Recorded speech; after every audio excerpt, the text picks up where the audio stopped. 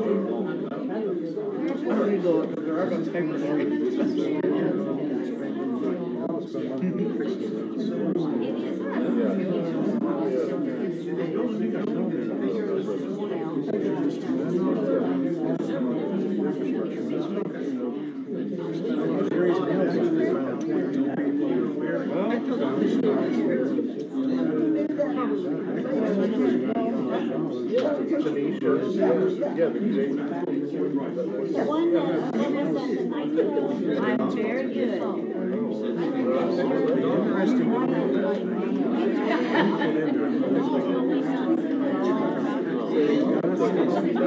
That's not a surprise.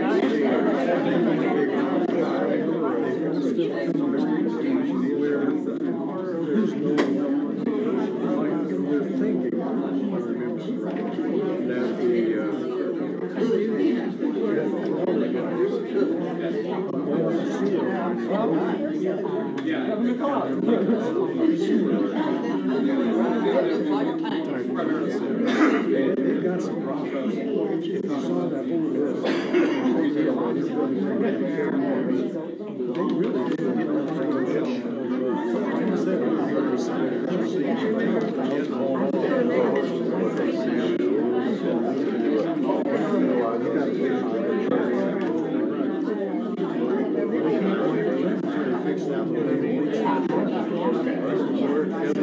get away there.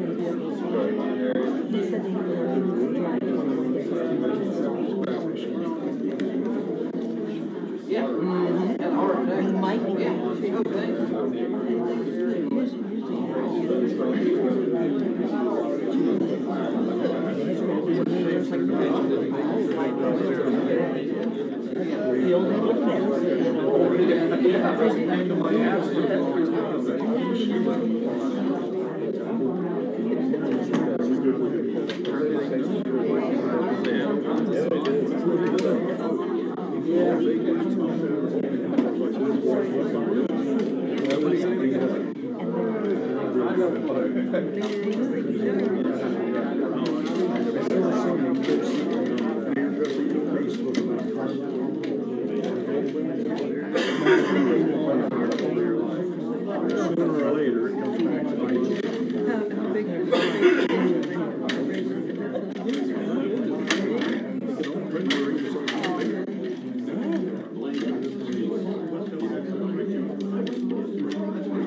I know that. I've been thinking about that too.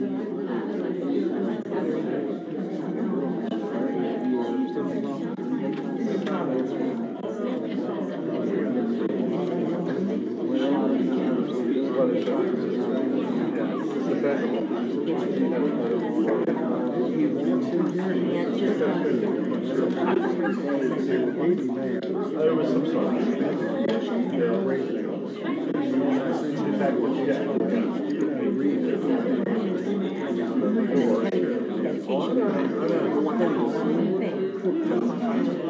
I really liked how I slipped in the corner. They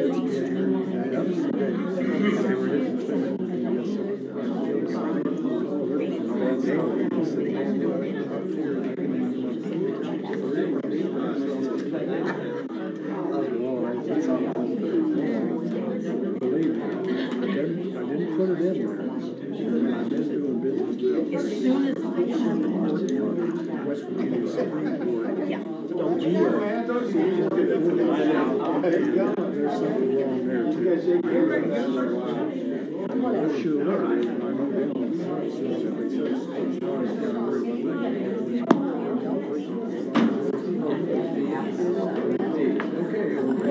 Good evening. Rock and roll. I guess we're the only ones ready. If you all would stand, please, for the invocation and pledge of allegiance. Councilman Rogers, if you will.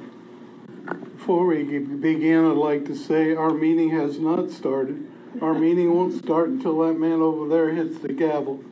If anyone is offended by what I say, you may have the opportunity to leave. If you don't want to pay attention and still talk, that's fine too. You want to offend me? Most people don't listen to what I say anyway. If you want to kneel when we say the pledge, go right ahead and do the same thing. I don't care. I may not like it, but I don't care. With all that said, let us pray. Our God, our Father in heaven, we thank you for this day. We thank you for the blessings you have given to us all. We pray tonight that you'll be with us and guide us as we go about the business of the city. We continue to pray for those serving the armed forces abroad, serving in harm's way. Be with them, guard them, protect them. These things we pray in Christ's name, and amen. Amen. I pledge allegiance to the flag of the United States of America and to the republic for which it stands, one nation, under God, indivisible, with liberty and justice for all. Mr. Leach, could you grab the clipboard for me? I'm sorry.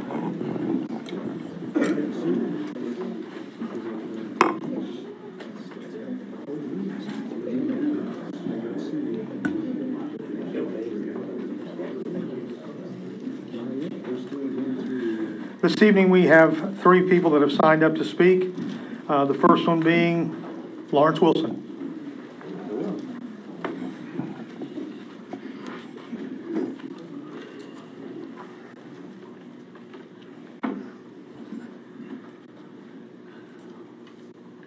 My name is Lawrence Wilson, 1312 10th Street. Here in Vienna. Into the microphone, please. Okay. Can you hear me now, folks? My name is Lawrence Wilson, 1312 10th Street here. I live here in Vienna. Well, it's interesting. It's been over 3 years since I was allowed to speak in one of these meetings, and it's an interesting feeling to again have the basic rights of the Constitution and the amendments. What I'd like to talk about, I'm going to bring up a little more on this deer hunting that everybody's all up in arms about. I fully understand the DNR 3-acre rule doesn't confuse me, and I fully understand we can't clean out the refuge, the school, or the park. Those areas are kind of off limits to hunting for good reason. Now, I'm going to throw a couple things out to you folks. Some you may wish to talk about. They may have value to you, and again, they may not. One, that would be of some benefit to the folks that are losing money every year when they plant plants, trees, shrubs, whatever you want to call it, and Bambi and his crew comes through and cleans them out. I've had it done to me, and it does cost money. City ordinance, where with proper proof, pictures, current year receipts, the city would reimburse them for some of their losses. I consider that to be a non-starter. I think it might be a little bit difficult to do and do honestly, because not everybody's going to be honest about their losses. The second issue I would present would be the use of buckets of antifreeze. That's a poison. And I don't know if it'll work on deer like it does on dogs and cats and other things, but it would sure thin out the herd without having to take a shot at anybody. You may have to do a little cleanup with a dead animal somewhere around a local area that didn't make it back up into the shrubs on the hillsides and whatnot. The third issue would be netting. Now on my street, I'm the only one that has a shrub left, and the stupid deer won't eat that quince. But I've got some shrubs. Everything else has been cut down and cleaned out. You could get down at one end and using a small netting, fire it up over a little bunch of deer to trap them. It's probably going to be a logistical nightmare in some areas, but at least you're not shooting anybody, and you can trap the deer, and then you're either going to move them somewhere else, And one lady said there's a place around here that you can take them and turn them loose, and they wouldn't be wandering back down here. Or you actually cull them out. I don't know if you could give the meat to the food pantries or whatever, but you could at least get rid of the deer that way. And the final thing I'd like to throw out on this is tranquilizer darts. I would say that's probably about the least intrusive. You drop them, and then you know, once again, you're going to pick them up, cull them out, and that'll help clean these packs out, herds, I guess, probably a better term. So there's some things to kick around, to work with, and maybe something there is valuable, because the city isn't doing anything for the people and haven't for years because, well, we don't have 3 acres. Well, I just gave you 4 ideas that don't take an acre. Some are viable in one degree or another, others are probably economically not feasible. Now, this afternoon, my second point, I went and I drove down around 12th Street to look at that dock that everybody's hot to turn into a kayak and canoe launching area. I was surprised at how little parking I think there really is at this point, unless the city was willing to donate some of the back half of their 5 acres for a parking space to go with that dock. I don't see the city being obligated to do a special interest group process like a canoe and kayak launching site as much as a complete boat ramp where you can actually take a regular 10, 12, 14 passenger boat and back it down and put it in the water, not just canoes and kayaks. I don't think the park's a good place for that. Parking is going to be a nightmare to try and get those boats into the water and then get the vehicles and the trailers off the park. Thank you. If I could just follow up on one thing. Please don't put antifreeze out for animals. Antifreeze will kill animals. Dogs and cats are attracted to it because it has a sweet flavor. West Virginia Code 19-2012 has a specific prohibition against poisoning animals. While 50 or 60 years ago that was something that some people thought was acceptable, it's actually against the law. So please, I know I love deer. I love particularly them right before Thanksgiving for a couple of weeks. Particularly hunting them. It's one of my favorite things. But with poisoning animals, you can't control how much that animal is going to ingest, and it may be effective, but you may just be being abnormally cruel. So that's all I have. Mr. Wilson, just for information purposes, I have a meeting on the 22nd of this month with the Department of Natural Resources, Jeff McCready, and a entity that owns a large tract of ground. Part of it's in Vienna, part of it's not. And they've approached us about an urban deer hunt.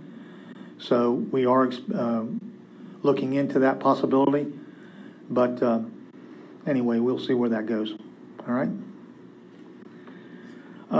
Next on the list is Bud Nonamaker.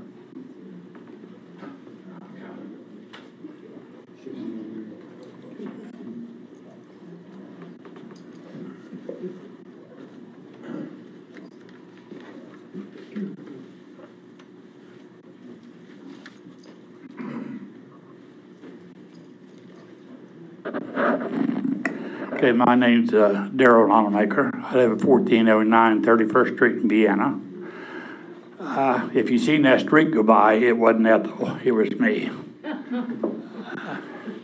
I'm back up here again tonight to alliterate on what I said there last meeting. We've had 2 council members ask 3 times about a monthly report from our department heads. And I asked last time, I, as the public, think that we ought to have a report from each department head at least once every quarter of the year. I don't know what's going on in Vienna. I live in Vienna, but if I don't get the news on TV, I don't get it. I see where Mr. Manchin was here today and congratulated one of our police officers. And I would like to, we got 2 new department heads, I think, in Vienna. We haven't heard a report from either one of them, from the Parks Department. And I suppose we still got a police department because there hadn't been nothing in the paper about their reports for the last 2 or 3 months. We've had the shootings and everything else going on in Vienna, but if you don't catch it on the news or read it in the newspaper, you don't know it. So I would appreciate you all discussing what you want to do about the department heads giving a quarterly meeting, message out to the public. I'd appreciate it. And as far as the deer, I've got a neighbor. Every day she feeds them over a gallon of corn. Every day. There's 6, 7 deer there every day eating everybody's shrubs, like Mr. Wilson said. And I don't know what could be done about it. We need to do something about it. I used to deer hunt, and I love to deer hunt and eat them. But I wouldn't eat a deer now for nothing. Thank you, Mr. Rapp. Thank you, Council. Bud, let me ask you a question before you leave, please. The department heads are already preparing all the reports that's been discussed. Okay. All right. What do you think would be the best way to communicate those reports to you and the public? There's 4 months in a year. There's 4 quarters in a year. I think that they ought to at least get up, if it's only 5 minutes, and give a report on how many fire runs we've made, how many accidents they've been to. I think the police department, like I said, I read Williamstown Police Department, Parkersburg, Wood County Sheriff. Vienna's never in there anymore. And I know there's stuff going on in Vienna because I read about it sometimes in the newspaper, catch it on the news. But you would like the reports given orally at a council meeting? Yeah. All right. Here to the public, we got the camera here and we got the newspaper here. And okay, that's fine. Okay. Just wanted to see what you think would work best. Okay. All right.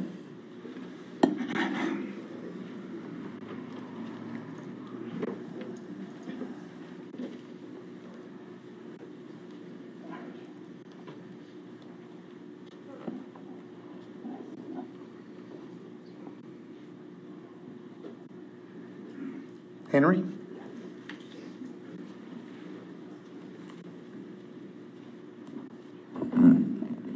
Henry Sasson, 1307 Greenmont Hills Drive. I haven't been here for a while because I've been working, kids swim competitions and traveling for work. So kind of interesting from the first 2 speakers because I didn't have a plan like this because I came in, I signed up and I was 3rd in line. But the 2 topics I was going to bring up, the first one was about the deer. Going through, I used to hunt like crazy when I was single, bow hunt, gun hunt, maxed out my permit for stock to freezer. I never had a problem with it. Once I got married and have kids, Dad, I don't like you shooting deer, so I haven't picked up a gun in 10 years to go hunting. But going through, they're in my neighborhood all the time. Personally, I don't have a problem with them. I mean, I got shrubs that I put in that are pygmy berberis or the hollies with the pricks on the end. Deer don't bother them. Best thing for me, though, is my whole backyard's fenced in so I can have my garden. I don't got to worry about it. There's different things that one can do.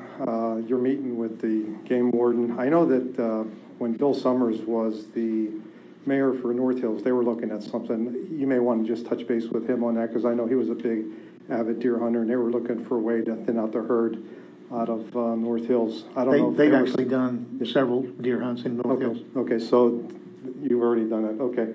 The second thing was people have talked about monthly reports or quarterly reports or, department head stuff.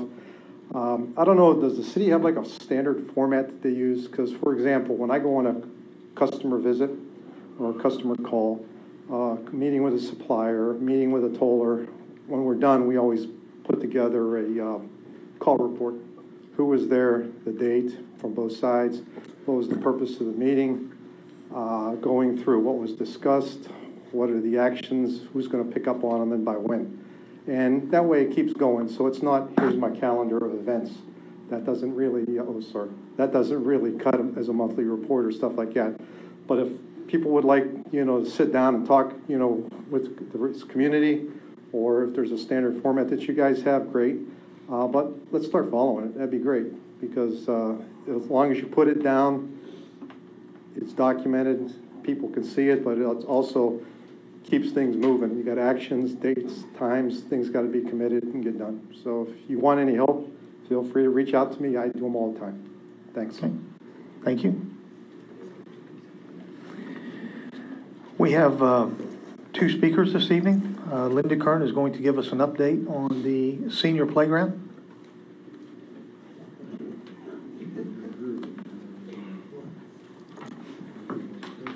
Good evening. I have given you this wonderful thing that we would like to do, and I would like to talk to you a little bit about it. This is a senior adult playground. It is a way for seniors to stay fit. We have the perfect place. This is Jackson Park. It is known to be a very good stop-off spot. When seniors are walking or biking, they stop and they do the exercises. It is set up for the healthiness for seniors and happiness, and we would like to explore this. And we have a lot of support from the nonprofits in this town who really believe in Vienna.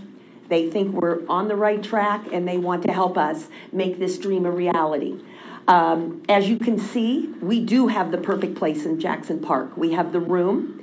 It has to be right off a road, completely ADA compliant and accessible.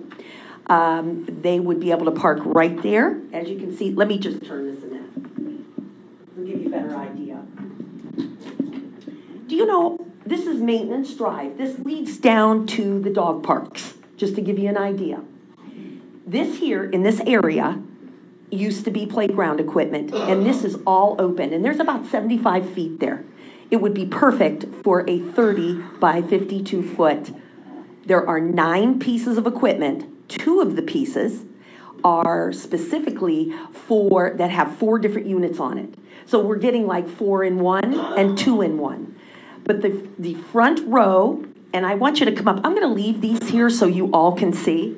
The front row of the machines are all ADA compliant. The other ones are arm machines and cardio machines, meaning rowers, things that you can move your arms with, things that you can lift over your head. It is awesome.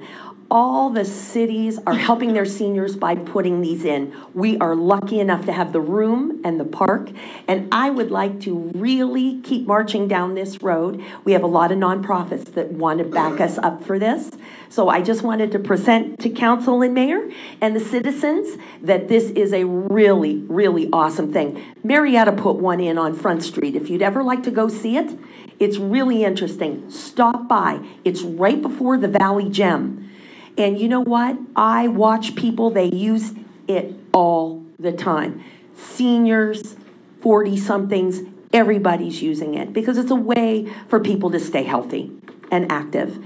So I would like to, the nonprofits would like to really back us and begin the process of making sure that we can make this a reality for Vienna. Any questions at this point? Linda, I'd like to make a comment. Yes. We've went up and toured that facility twice. All of those stations are low impact. It's not so much about building muscles, it's about muscle tone and keeping yourself flexible. She's not kidding. It's used a lot, and they're very accessible. And the good thing is they built lots of benches around this facility, so you can work a station and go have a seat for a few minutes, move on to another station, and theirs is right beside the walking trail and biking trail that they have. And so it's a lot of couples go for walks and then stop and use that exercise equipment. It's an amazing thing. It really is. It is. And I invite you to go over and take a look over in Marietta on Front Street and just try it out. Get out of your car and see. You know, they have to park on the street and roll across the street. We've got the perfect situation where you park right in front of the pad. You get out and you get right on the equipment. And someday it is incorporated with our hiking and biking trail. So you may get off of there someday when we go live, and you may use it, get back on your bike or whether you're walking, and just keep on going. And that's what people do in Marietta. I checked out the one, there's a really nice one in Columbus, but I've got to tell you, we've got the best facility because the location of it, the fact that there's restrooms, you need to have all those factors planned for your seniors and people to use it. So we are going to explore it, and I hope I can have your support of exploring it. And we're going to start the process of some grants so we can see where we stand. Does anybody else have any questions about it? I think you answered it, Linda, but I was sitting here looking at this and thinking in my mind, to make this a reality, what is the next step? I mean, the process. You said you was going to explore the grants, and there's some nonprofits that would back it. Is that the next step? No, actually, the next step is to acquire all the numbers, which are going to start coming in tomorrow, as a matter of fact, because I need to be able to present to everyone what this is going to cost, what our nonprofits are going to pay for. But the next step, Roger, is you say that's acquire. started, and those are going to start. Yes. We'll realize them soon. Very soon, yes. And I met with Rod Wingrove today, and he gave me a lot of great estimates on the concrete work and the electrical, because we will have an emergency phone, and the pad will be completely lit for safety reasons. Okay. Will there be loose parts on the equipment that requires storage? I mean, you mentioned maybe, things No, that they they lift. do not come off at all, Okay. Roger. They are weatherproofed. They're beautiful. I hope to, if you ever have the opportunity, everyone, go on YouTube and Google Senior Adult Playground, and you will see seniors using this equipment. It is the most fascinating, wonderful thing I've ever seen. So please Google that, and you'll see them using it, and it's so wonderful to see people in wheelchairs and walkers and everything using the equipment. It's just awesome. All right, Linda, thank you. Thank you.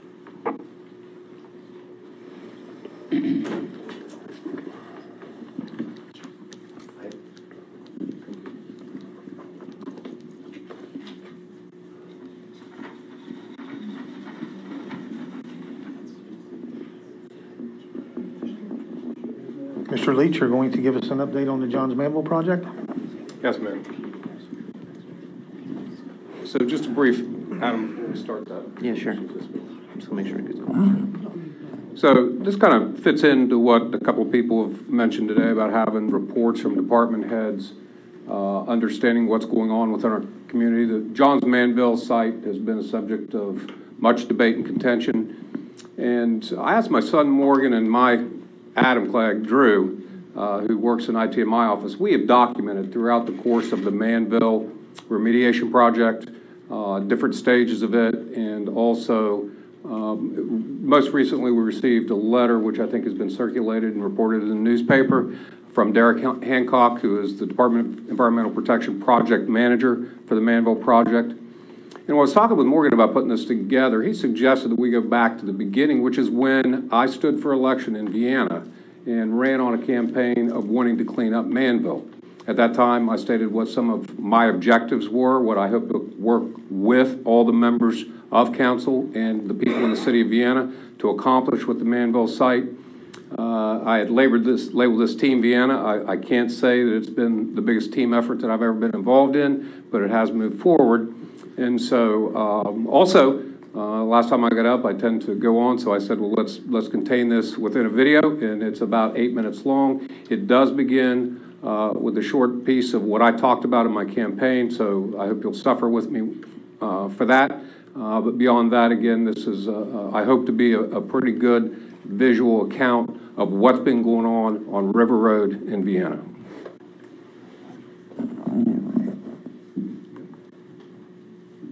The Vienna City Council has cleaned up Johns Manville. It's an eyesore and a heart hazard throughout the community, and it needs immediate attention. As a leader in business experience, environmental and hazardous waste, I'll turn this eyesore into an opportunity working to revitalize this and other parts of our community to create new jobs and prosperity.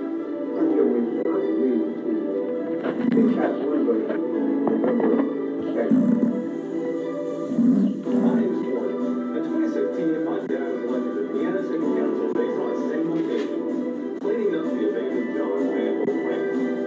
Since the plant closed its doors in 2002, it has slowly deteriorated from being a central part of Vienna to one of its most pressing issues. In 2012, the company named Structured Resources, Inc. began an effort to clean up the facility. They didn't get very far.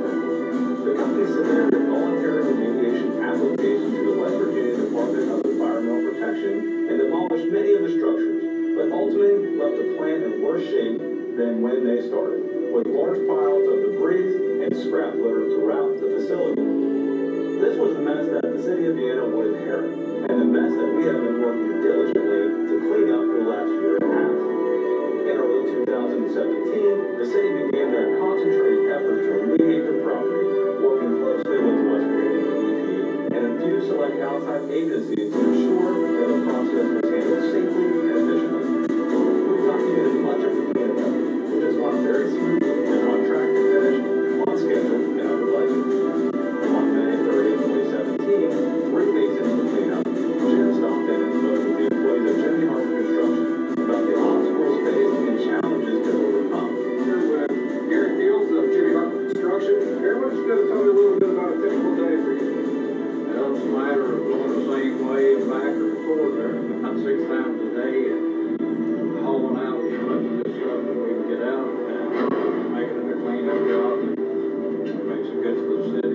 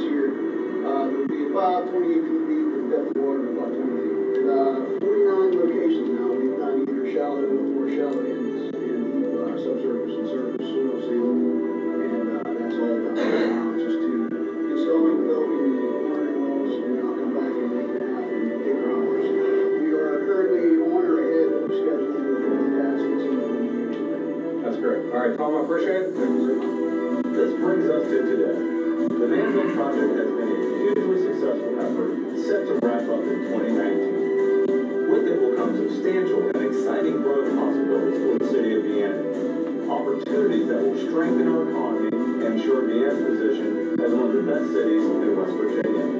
We look forward to collaborating with the citizens of Vienna to continue the development of the Riverside property for recreational enjoyment. Earlier today, Tom gave us an update on where we stand and what steps we have next to take. Good evening, members of council and residents of the city of Vienna. My name is Thomas Reeboyer from Appliance Management International, the LRS on the Johns Manville project for the city. Jim Leach has asked me to provide an update on the status of the project. It is August 9th, 2018 today. Where we're at on the Riverside and the production side is as follows. The Riverside, we have submitted the risk assessment report, which is being reviewed by the DEP and is very close to approval. The next step there will be to prepare and submit a remedial action plan for some soil cover that we're going to need to do over there. And the results of the comments back from the DEP on the risk assessment work, we're expecting approval with no problems and to move into the remediation and soil cover phase very quickly and on schedule. We expect to be able to move a couple areas of soil over there and place some cover and some grass seed and eliminate the exposure pathway for the only constituents who are concerned that are over there and get that place, that property ready for residential use in the very near future. Now, the production side, we have completed the site assessment, which includes both the soil and groundwater sampling, surface soil, subsurface soil, and groundwater from 7 monitoring wells that we installed over there. The analytical reports are in from that sampling, and the results are very encouraging. There are very few contaminants showing up in detectable levels, and those are at low levels that we definitely should be able to pass through the risk assessment with those without any problem. So the plan on that side is that we will submit the analytical data to the data validator, which is already processed, and get that back. We submit all that to the risk assessor, prepares a risk assessment report. And like I said, based on what we're seeing, I anticipate no problems having that risk assessment report approved by the DEP on submittal. And in that site, we will be able to move through on schedule and on budget to being ready for commercial use in the very near future. On the Riverside, I see no reason to that we won't be able to have the site approved for recreational use, which includes modified residential standards in the very near future and on schedule. And the production side is a great site for commercial use. I see no problem with having DEP approval for that site, that side of the site to be used that way in the very near future. Since I've been involved with this project about a year and 300 months or so now, everything's proceeding on schedule, on budget, and the city's been great to work with. The new DEP connections have been great to work with, and it's just it's very encouraging to see the project progress, and I'm looking forward to wrapping it up and putting these two sites back to productive use in the very near future. With this in mind, we're ready to continue forging ahead into 2019 to finish Team Vienna's overwhelming effort and teamwork to lay to rest one of Vienna's greatest cultural icons and to begin building its next one. Go Team Vienna! So I want to thank Morgan and Drew for putting that together for us, and I just want to make the point here that, the Johns Manville site, the analytical data and testing that's been coming through has indicated that this is a very commercially and recreationally developable site for the city of Vienna. So, with that, that's my update. If anyone has any questions, either tonight or anytime, I have offered many times, both to any member of council as well as to any citizen of Vienna, that, I'd be happy to meet with them. I think that the mayor has already made you aware. Reclaim is working right now on taking the transite down, which are the big panels along 28th Street and around the corner. Once those are down, then they'll begin the demolition of the remaining structural steel, and that will end the structural part of the Manville cleanup. The remainder will be evaluating the data that has already been collected and consulting with the DEP as to what remedial actions we need to take, and again, move this toward completion so that we can begin talking about some of the things that people were interested in on the Riverside, and what properties does Vienna have to develop for the citizens for river access. And then with respect to the production side, again, what is the community interest in moving forward with that parcel, which is a large parcel right in the heart of Vienna. So again, any questions I'm happy to answer today or any other time. Thank you. Councilman Leach, what areas on the Riverside and how many areas are going to require the soil capping? The two parcels on the riverside are north and south. There are three parcels or three sections that require a cap. The first is already capped by the parking lot, and the land use covenant that will be as a part of our final certificate of completion will require that parking lot to stay in place. And then just south of it, when you come into the parking lot, there's an area there, and the current discussion is to excavate, put in a geocloth, and that's as much a marker just like you would have for a gas line and a copper line. And then the other is on the north side of the property over near the woods, and again with the same idea in mind, excavate down about 2 feet, put in the GeoGuard, cap it with clean soil. And then finally, also, there was the brick road that can be seen if you Google map the site. And the discussion there is simply to cap that with soil. It's not anything that requires remediation. It's simply an aesthetic move to resurface that and establish grass seed and make a uniform grassy surface at the park. The square footage area, I mean, are we talking a smaller area? Are we talking the whole end of the field? You know, one of the questions that I've had all along was, you know, what's our cost going to be on this? So, you know, unless I missed something, and I've read this letter 2 or 3 times from Mr. Hancock, you know, it does say that, you know, there's soil capping that's going to be required, but it doesn't say how much soil capping is going to be required or in what areas. And, you know, without knowing that, I still don't have an idea or any way to even come close to estimating what kind of a cost we're going to have in finishing that area up. Well, I think until the DEP approves their final remedial action plan, we won't know that's for certain. But so I can only characterize it as it's not some major earth-moving project. Okay, these areas are manageable, and in fact, what we're doing currently is any soil that we bring in also has to be tested. You know, we've got a lot of arsenic as a background constituent all through Vienna. You have background levels of arsenic in your yard that we just looked on, you know, and that's very similar in Manville. So those have to also pass muster.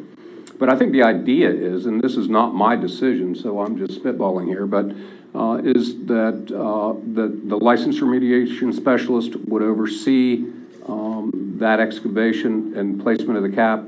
And you know, again, my sense of it, and I walked with CMI's toxicologist and Tom Rebar a few weeks ago, that this size, I mean, I don't want to commit to a size, but, you know, 50 by 50 just to get the grade, but I don't even think it's going to be that big. So it's, and again, if we can use our own soils, some of our own city employees, I don't think it's going to be terrible. And so anyway, that's the answer to that question. What do we have to do with the soil that we dig out? If we have to dig down 2 foot, I assume we have to properly dispose of that soil in some manner? One of two things. Either it can be, depending on what it is, either it can be, you know, you lose soil when you're working on site and you're excavating. The other would be simply to take it to the landfill.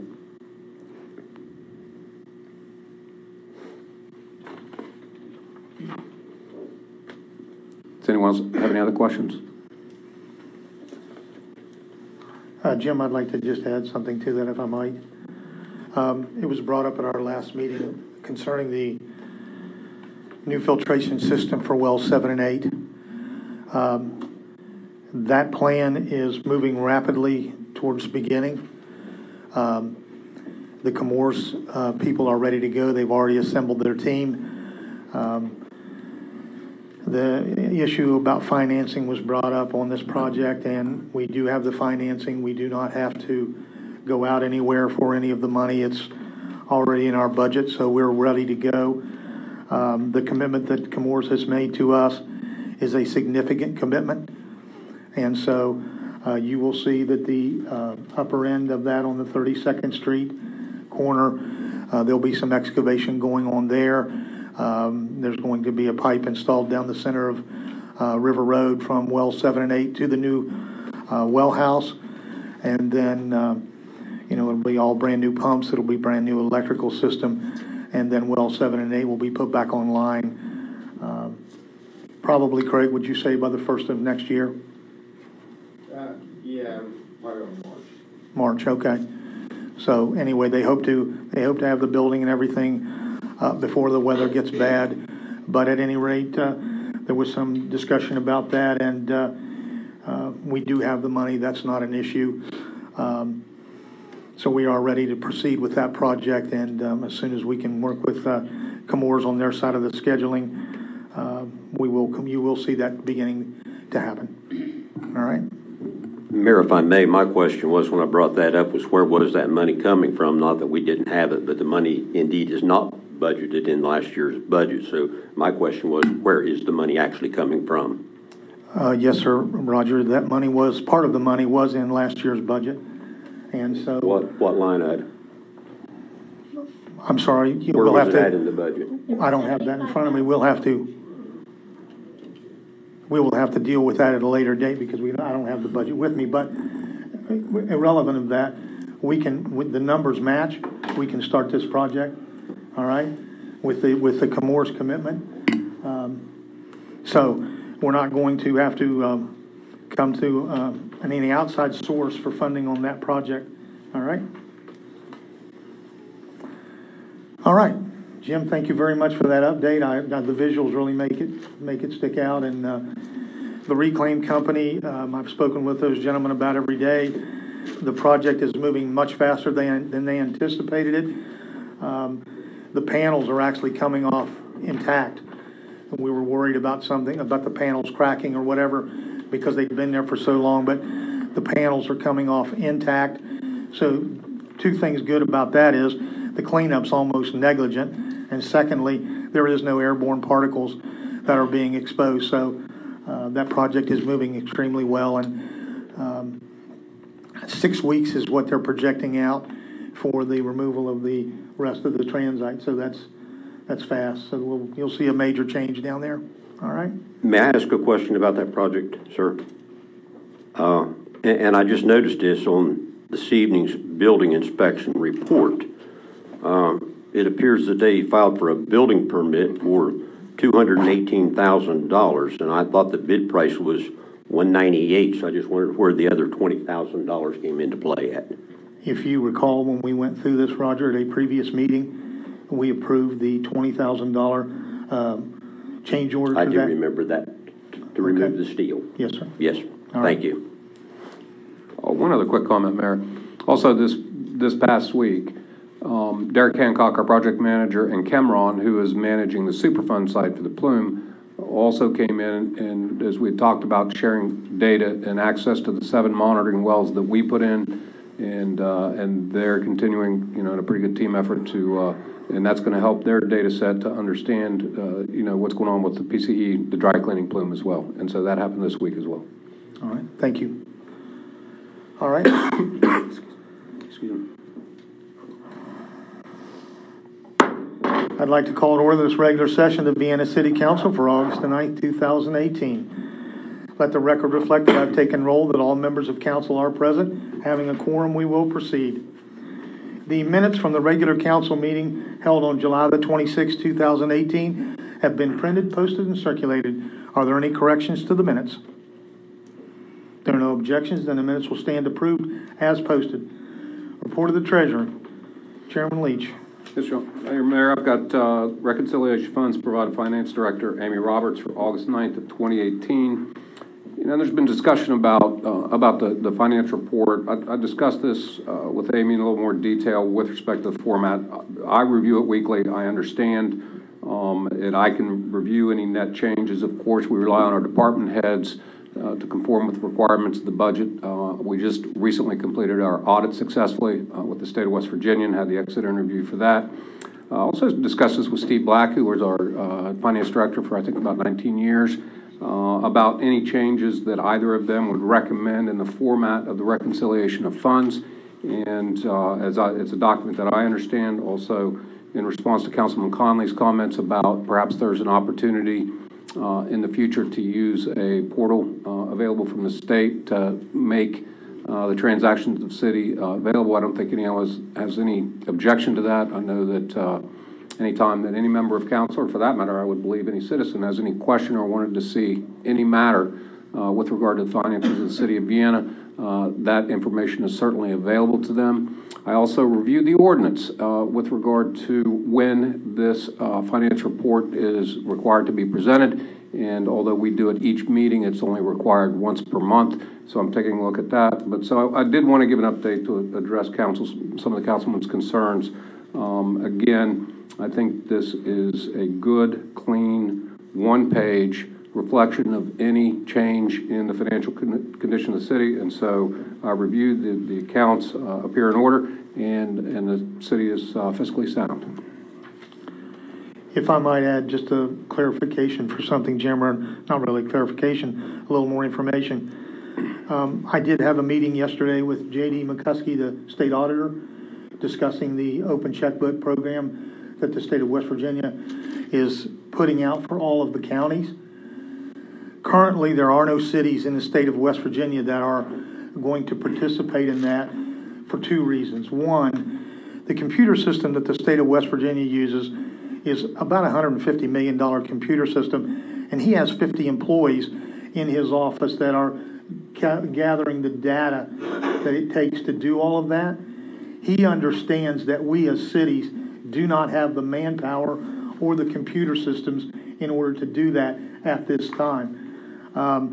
I've seen the demonstration of that system. It's phenomenal. It would really be a plus for all of us, because when you go in, you can literally look at any county information that's out there for, let's say, whatever a different city would be buying road salt. And you can see, based on those purchases, if some other city is getting a better price than we are. So the comparisons that could be made could really do some good cost savings, because if, for example, well, let's just say another city is buying it cheaper than we are, we should be able to get it for the same price. So there's a lot of data to be gathered right there, but at this time, it's not feasible for cities in West Virginia to be part of that system. So we will not be going down that road until State Auditor McCuskey says that they've got the system refined enough to where cities can get on board. He's extremely intelligent. I've never seen someone that has a better grasp of how the state financing works. So I'm really encouraged that at some point we will be able to take part in that system, but it will not be anytime soon. They're just not ready. So, but it is very encouraging. With that being said, Mayor, I have to add this. Until that time comes, we can have total transparency with council and with the public without that computer system. You know, I responded earlier, or I spoke earlier, you know, that's information that's available with most any computer system. Maybe it's just interfaced with an Excel spreadsheet. Maybe it's, like Amy said, uploading the check register. But I'll challenge anybody to take our reconciliation of funds. I'll give it to a CPA. Explain to me the net changes. They can't do it. It's impossible. It says, folks, I'm sorry, it says net changes. I want to know what the net changes were. I want to know what the money going in was, where it came from. I want to know where the money going out went, who it went to, and how much. I should not have to ask for that information. That information should be readily available to me as a councilman. Quite frankly, I think the public should be having that readily available to them. Why should we have to ask for information when we're talking about utilizing the money that the citizens are paying their taxes for? It's your money. I don't see why we should have to ask how it's being spent. That just makes no sense to me. Transparency, number one, it doesn't have to be the computer system. There's many ways to do it, so let's just do that in the interim. I just have one, Mayor, I'm sorry, but I have one brief response. With regard to the purpose of the council, it is to oversee the operation. It is department head's responsibility to make sure. With regard to the transparency, you know, my father-in-law is Bud Collum, and I started working for him in 1984, and we've run a computer business here in Vienna for 50 years that my wife and I now own. Bud told me a long time ago, he said, keep records that you need and use, don't keep records that you don't. And the flip side of that is what kind of burden, what kind of labor is it going to put on our department heads in order to produce these documents that you are requesting? And and I'm going to reserve some of this for comments, but I'm going to say this with respect to, as Chair of the Finance Committee. All right, if you have a specific thing that you want to see, Councilman Conley, and you want to see it in a specific format versus these broadsides that you're giving us as to what you're demanding, I suggest you put that in writing, put it on an agenda, and submit it for a vote. And we will consider that because you, just like I, have one vote. So, you know, but because I can't even understand what you're asking for. And I've been looking at books, and I run accounting, and my wife's a CPA, by the way, and I showed her this form too. And so she can tell you what the net changes were. Well, like I said, you know, of course not. It's called drilling down, Roger. And I'm not going to get in a debate on you. Like I said, if there's something specific you want, put it in writing, put it on the agenda, and put it up for a vote. All right, and that's how we run this city. I'm sorry for interrupting, but I have to put up for a vote to see the finances of the city. What the heck are we trying to hide, Mr. Conley? Excuse me. That's all I have to say, Gentlemen, the check register that you're referring to is available about every month. Is it every month, Amy, or every 2 weeks? The check register? I will upload the check register every once a month, starting in September. Yes. So the check register for you to see where the expenditures goes is available. That is not an issue. And I'm going to tell you something, Roger, from my experience in this thing. You really should spend some time with Amy and let her explain to you the way that municipal government works.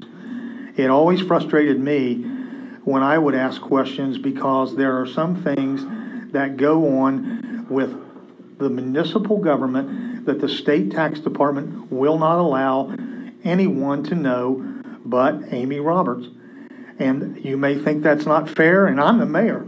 If there's anybody ought to be entitled to look at whatever there is, I would feel like it was me. But the fact of the matter is, there is certain confidential information from our business returns and the taxes that they pay that is strictly confidential.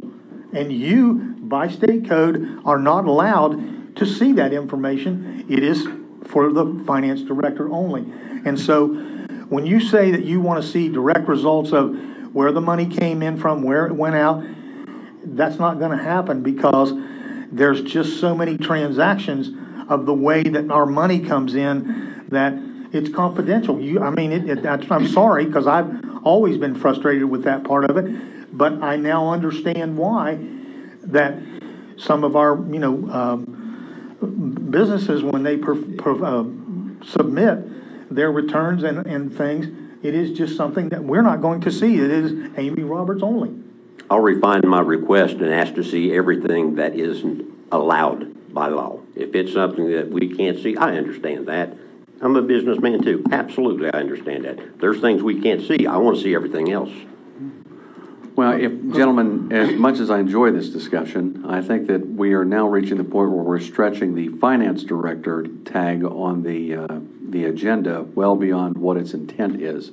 I think that this is something that if you want to take up with further discussion, you can add your comments in the council comments section, but I would suggest simply adding an item to the next agenda so you can each discuss this more thoroughly. And so that the public that may be interested in taking part or listening to this discussion would be able to do so. But that's just my opinion. All right, sir. With that said, may I say something first? As long as it doesn't have anything to do with the treasurer's report. As far as a department head is concerned and they need to purchase something, what's the first thing they have to do? They have to fill out a purchase order. Where are those purchase orders sent to? And I believe they're sent to the mayor. The mayor approves those purchase orders. This is what Mr. Conley is referring to. He'd like to see the purchase orders that are spent out, I believe. And I've been here a long time, and I'm willing to sit here for hours if we have to go over every purchase order in this city and approve them as a council. We did that once before, and we ended up going to the reconciliation of funds like we have today. And if there's a question on the purchase order, if there's something of that the mayor has to approve the purchase orders. There's procedures. If its expenses are too high, they have to go out for bid. The bids come in, approve the lowest bids usually, and there is a procedure for it.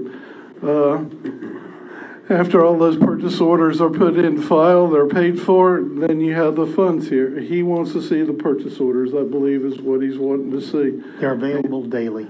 And, that's what I think he's wanting to see, so he can look at the purchase orders and then subtract from what we got in here as a budget. They're available daily. Okay. Every day. I think that's what you're trying to ask Actually for. not, but we'll elaborate on that a little bit later. Can we put this as an agenda item so that we can further flesh this out and figure out what it is everybody wants? Because like I said, I think this goes beyond the one page, the finance report. So we'll move on, Mr. Scogstad. Thank you. Yes, sir.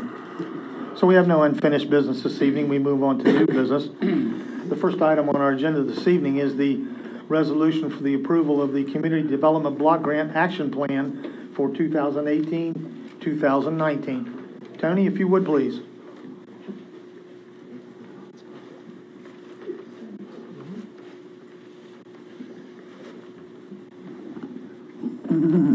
Hi. Before you this evening is the 2018-2019 Community Development Block Grant Annual Action Plan and Budget. During the upcoming grant year, we start October the 1st and end September 30th. The City of Vienna will be receiving $99,329 in CDBG funds. We had to prepare a plan or an application, whatever you want to call it.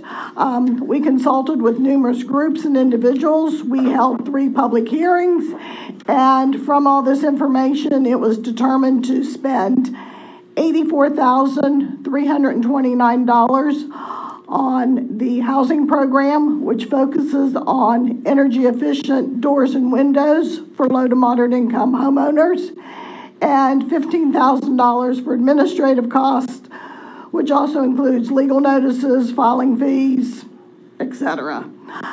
Just to give you an update, during the current year, which again we started October 1st, 2017. We won't end until September 30th of this year. But so far we have done 10 owner-occupied houses. Excuse me, we've done a variety of things, whether it be a new roof, heating and air conditioning system, windows and doors, whatever. We also have approximately 15 other applications at various stages. Can't say they'll all be done, but we're working with all 15. So it's been a very popular program. Okay. You have the resolution in front of you. I'll read it. Be it resolved by the City Council of the City of Vienna that the following projects be included in the 2018-2019 Community Development Block Grant application. Windows and doors, $84,329. Planning and administration, $15,000 for a total of $99,329. I'll entertain a motion for the approval of the resolution approving the plan for 2018-2019. So moved. Second. It's been moved and seconded that we approve the resolution for our Community Development Block Grant application. Is there any discussion?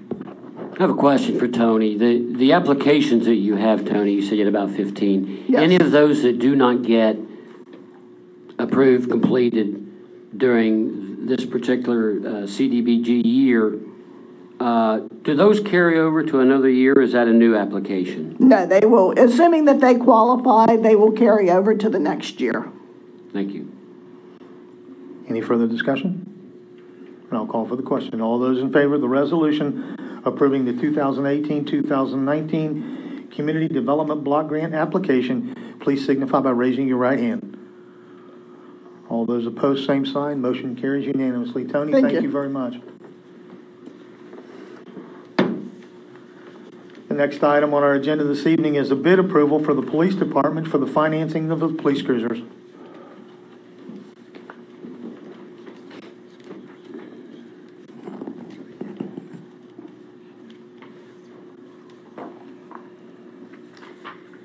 We opened the bids on August the 1st for the financing of the police cruisers with the following results.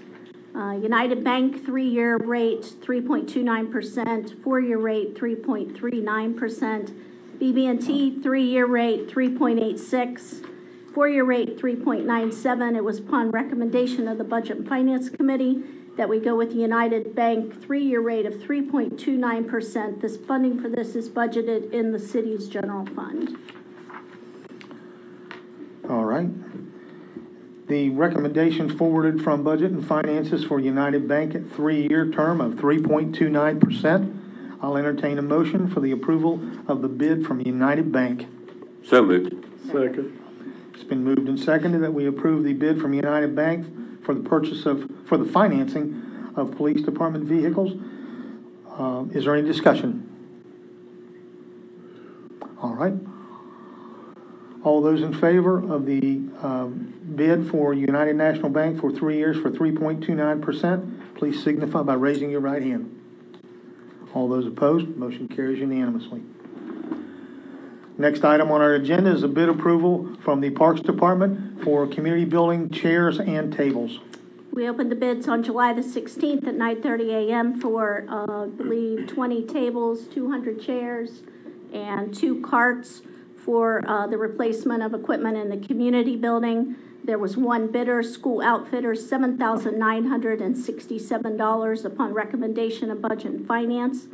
The recommendation was School Outfitters, $7,967. This is pending approval of General Fund Budget Revision Number 1, carrying over this money from the prior year because the timing of it was not, we were not able to get this done. And this bid was under the funding originally was $15,000 for this, but it came in well under that. Okay. So we'll just All right. move this amount. The recommendation from the Budget and Finance Committee for the tables, chairs, and carts for use in the community building is School Outfitters for $7,967. I'll entertain a motion for the approval of the bid for the purchase of the tables, chairs, and carts. So moved. So moved. It's been moved. Bruce, second? Second. Thank you.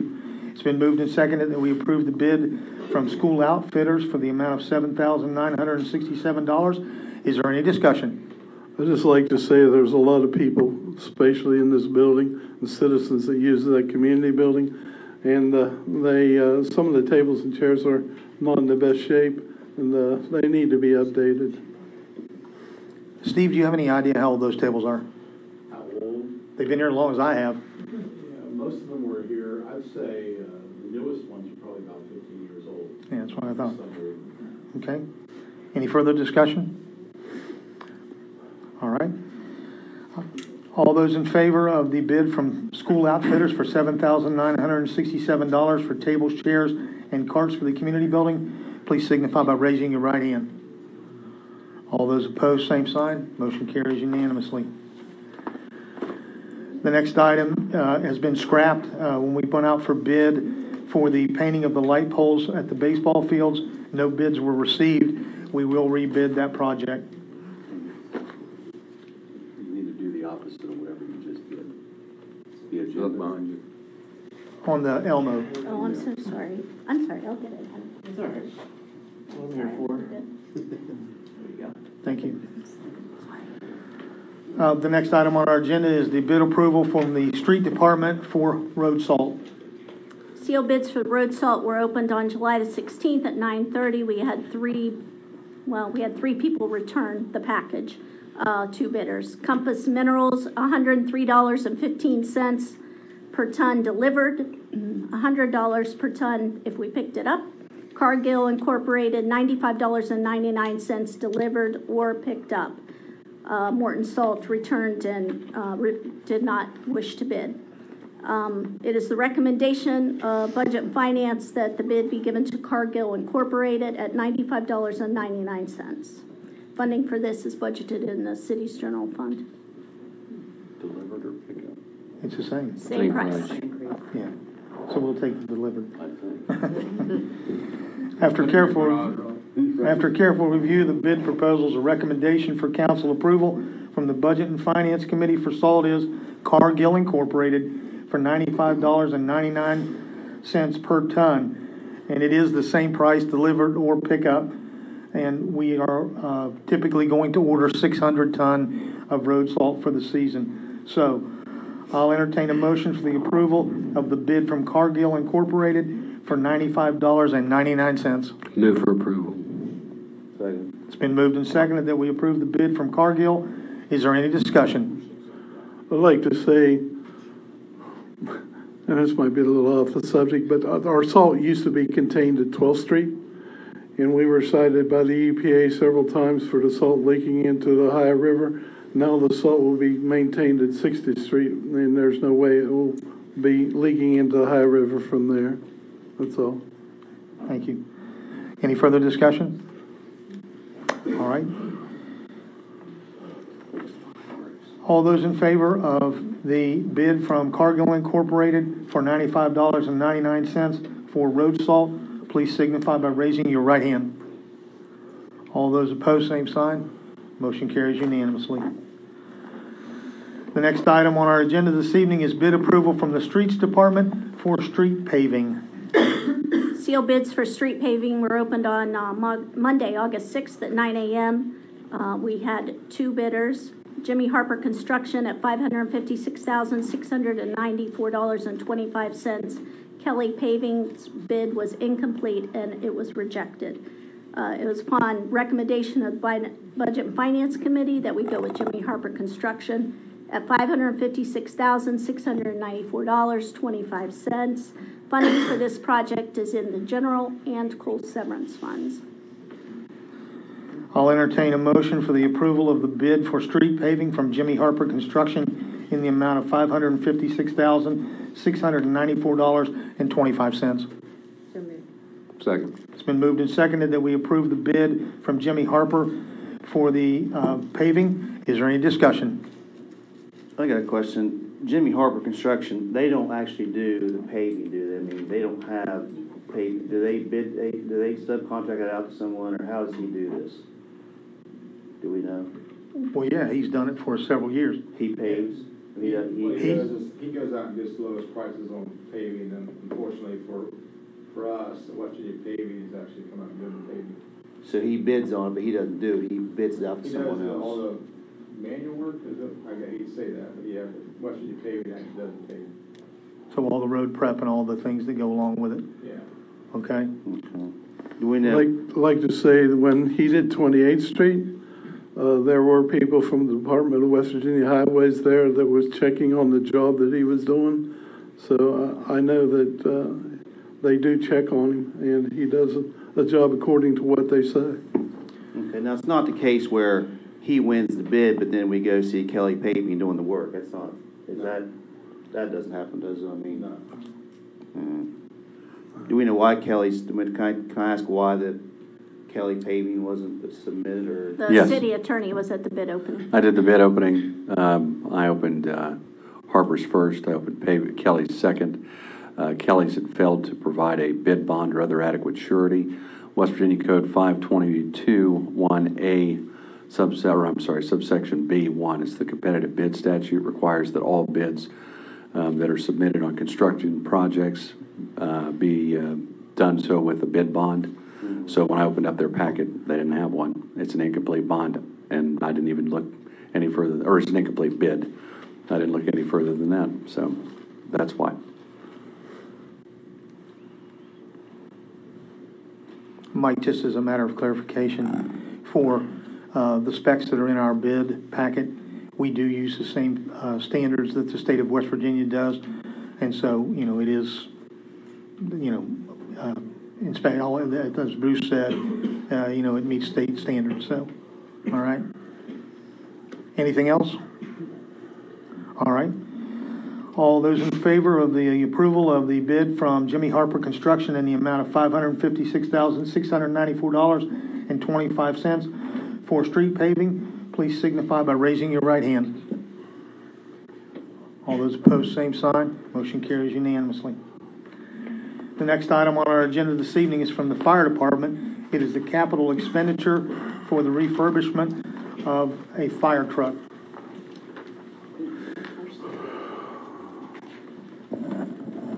Good evening, all.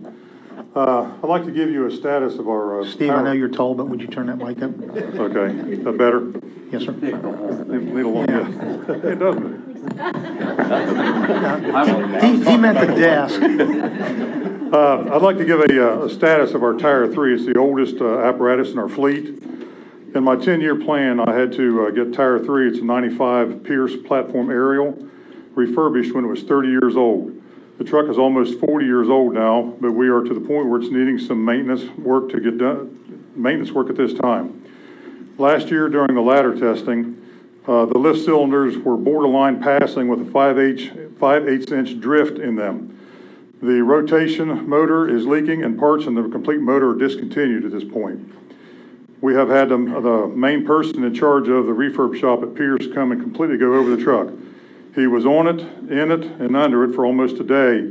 When he was here to look at the truck, he said it's a prime candidate to be refurbished due to the good shape that it is in. He said due to the excellent preventive maintenance that we have done on this truck over the years, it wouldn't need a complete rebuild, just the routine items that go with the age of it. He recommended not waiting until it's 30 years old, but to refurb it now due to the great shape that it is in, and it will cost less now than it would in 6 more years, since we have already done some of the repairs, such as rebuilding the rear suspension a few years ago. What we'll have done to the truck is remove the ladder and bucket from the truck, totally disassemble it, x-ray it, media blast it for repainting. While the ladder is removed, they will inspect the turntable gears for wear. All the hydraulic lines, filters, and fluid will be replaced. The electrical wiring will be replaced, and all the lights will be upgraded to LED lighting. All the upgrades will be done to complete the new, or when it's to complement or compliant to the new NFPA requirements. Some minor body dents will be repaired, and the pump will have its valves and bleeders replaced or rebuilt. Pierce will be doing the refurbishing due to them being the ones that built the truck, and they have all the blueprints and complete knowledge of the truck. One of the people that came in to inspect the truck was even on the assembly line when the truck was built. The price that Pierce gave us to refurb Tower 3 is $424,560, and the fire department is willing to give $200,000 of that from our state funding towards the repairs. We feel that this is the perfect time to do this, and there aren't any other choices really. So having this truck is one of the reasons that we are locked into our Class 4 ISO rating that we just got the approval on. We can't replace the truck due to the replacement cost being $1.5 million for the truck, and we can't just let it sit there while it's needing these repairs. Like I said, Amy's got some figures on the dollar of this and everything, but this should, from what they're saying, extend the life of this truck 15 to 20 years. Thank you, Chief.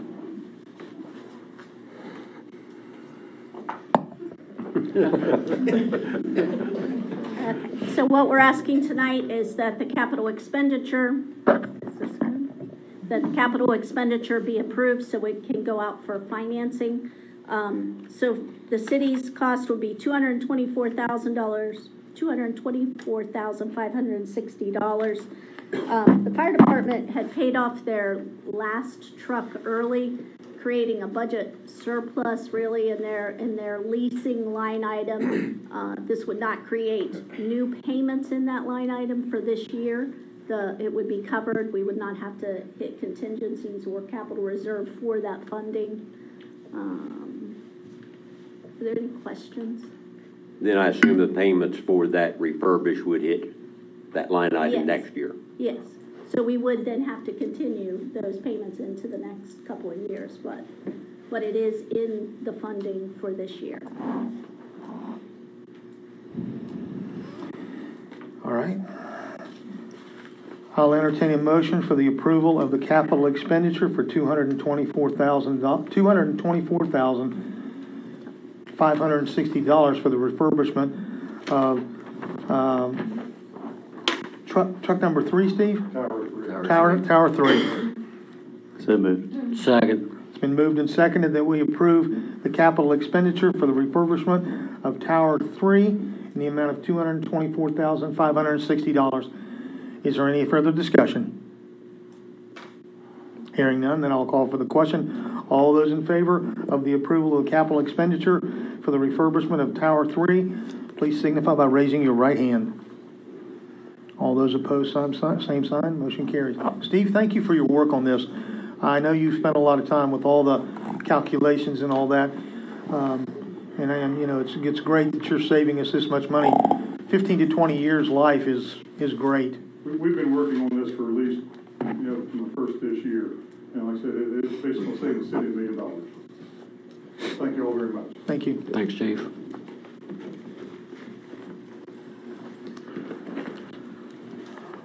Item number 8 on our agenda this evening is general fund budget revision number 1. General fund budget revision number 1 is carrying over some items from last year that did not get started or get expended in last year. You can read through the list. It's the matching grant for Manville, which didn't get started until after July 1st. Carryover for basketball work in Spencer Park, tables and chairs for the community building, ball field drainage, the paving of McDonough Wildlife, which was part of the bid that went out earlier. Grant money from our tree and beautification committee that has to be carried over because they have to make sure and prove to the people that give us the grant that the funds have been expended. And a carryover for demolition for the house here on 29th Street. We are asking for new money for electrical grounding work in the city, a swing set for the park, and a pool cleaner.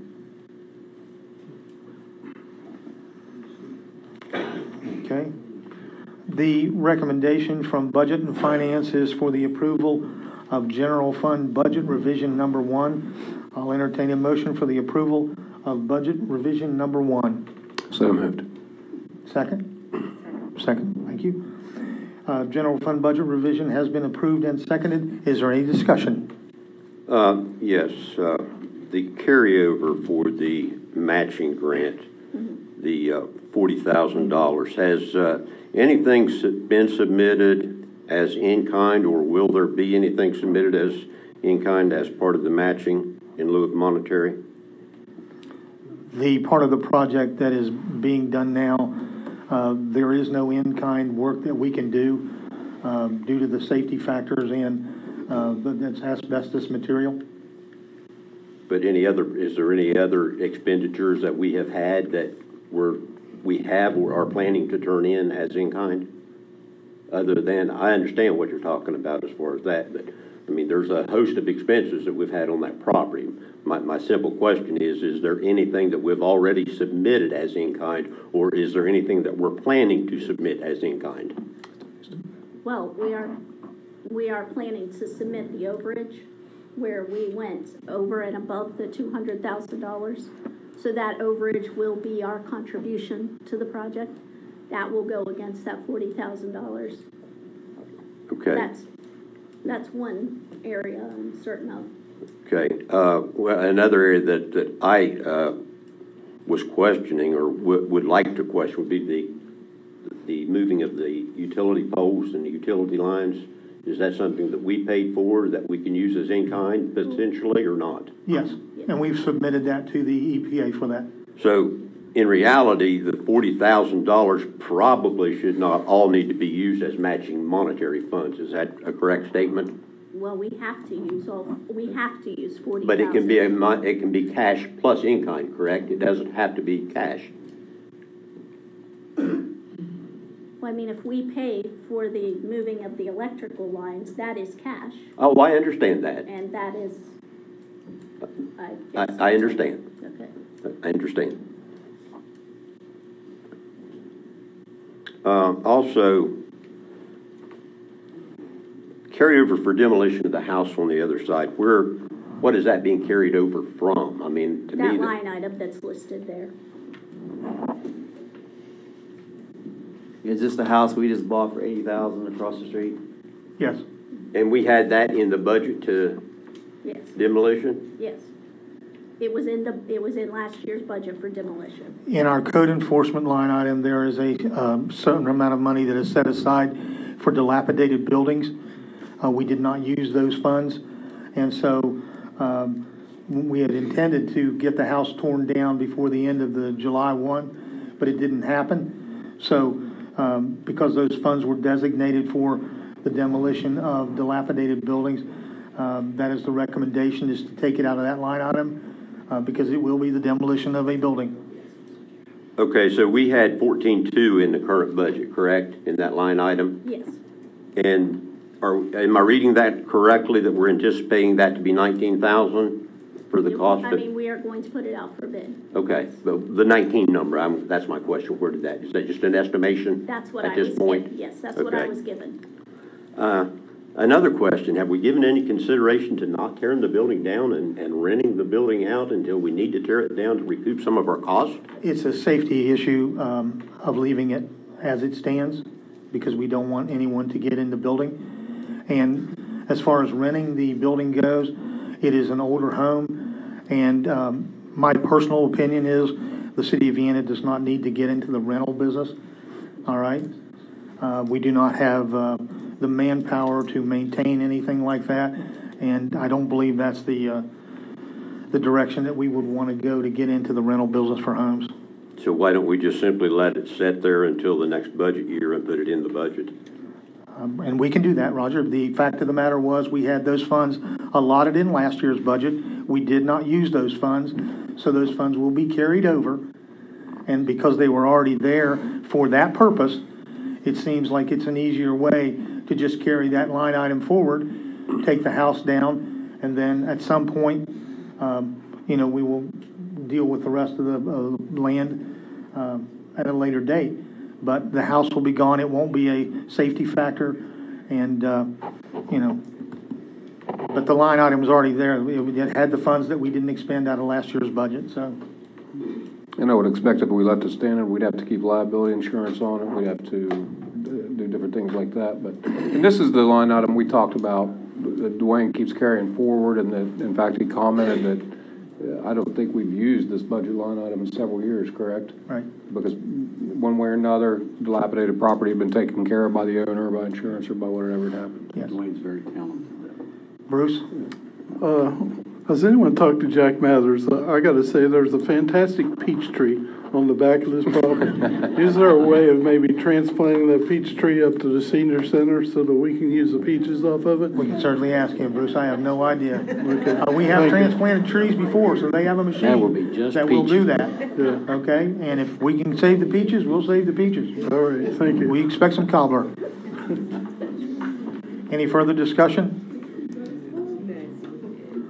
All those in favor of budget revision number 1, please signify by raising your right hand.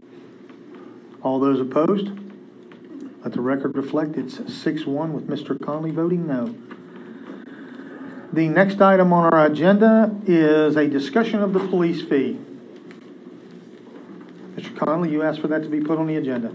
Yes, I did. Several months ago, that was something that I had discussed as far as trying to get the police fee that has now been reduced by 50% by the requesting seniors to eliminate the police fee for those same folks. And at that time, Mr. Skogstad indicated that that was something that was actually not proper to do. And my comment was that it's really something we're already doing because we've already reduced it by 50%. Why can't we just do away with it? And at that time, Mayor, I believe you said you was going to check with some other areas, maybe get another opinion, and found out that that was indeed the case and that we would have to deal with it sometime down the road to keep us in the straight, in case it was ever challenged. And I just think that, it's been several months. We should go ahead and look at getting that taken care of.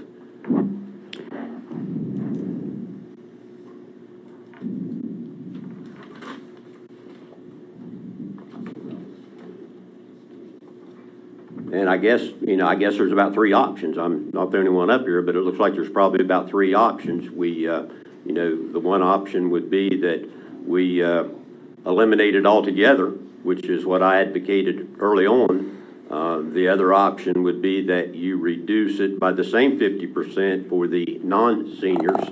I don't like that plan because it does nothing to help the seniors out. The other option, Lord forbid, I hate to even say it, would be to increase the seniors back to the original level of where the non-seniors are, and I certainly would not be in favor of doing that. So, I think we need to discuss, unless there's another option I'm missing, I think we need to discuss and move forward on an option to get us to the point where we're legal.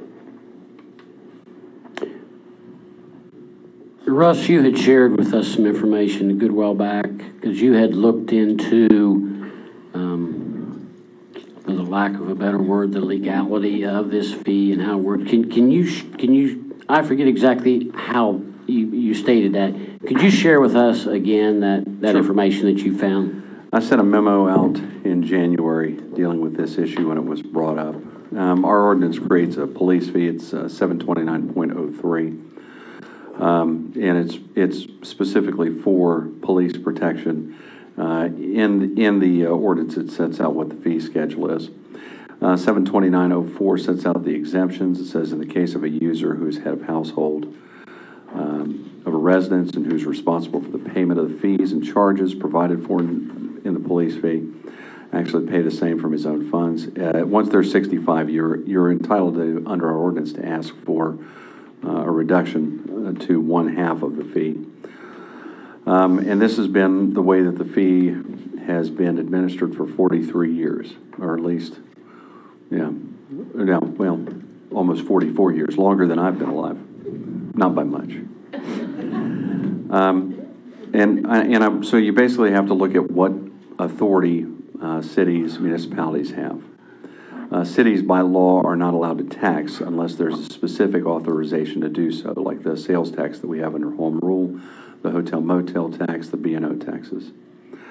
Municipalities can levy fees, but only when they have the express authority to do, or given the express authority to do so by the legislature.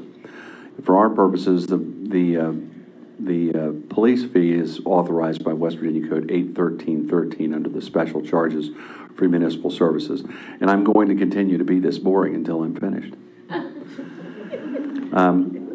We cannot base cities cannot base their fees on ad valorem real estate taxes, meaning the police fee can't be based on property value. Everybody has to pay the same fee. It's like when we go to the DMV, everybody is supposed to pay the same amount to get their license renewed. And that's what this is. And that's the difference between this and a tax.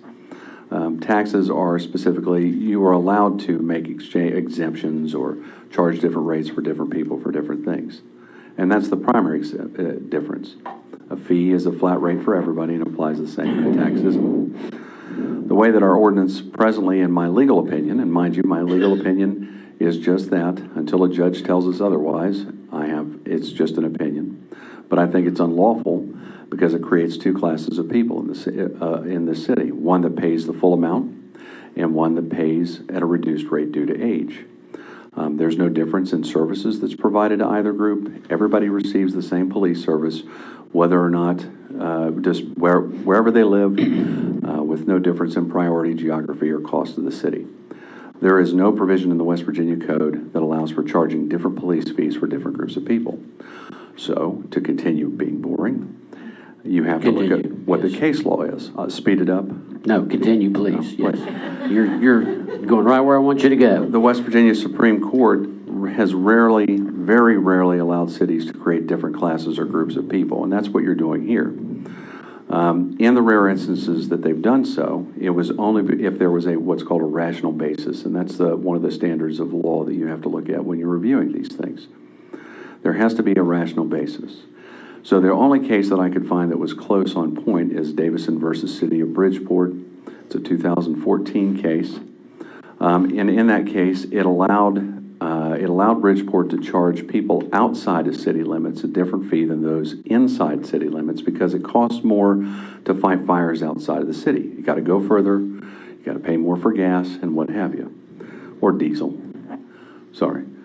That was the rational basis, was the difference in cost. That's not what we have here. There is no difference in cost to fight a fire on 56th than there is on 10th. It costs the same amount to send trucks out to one place or the other.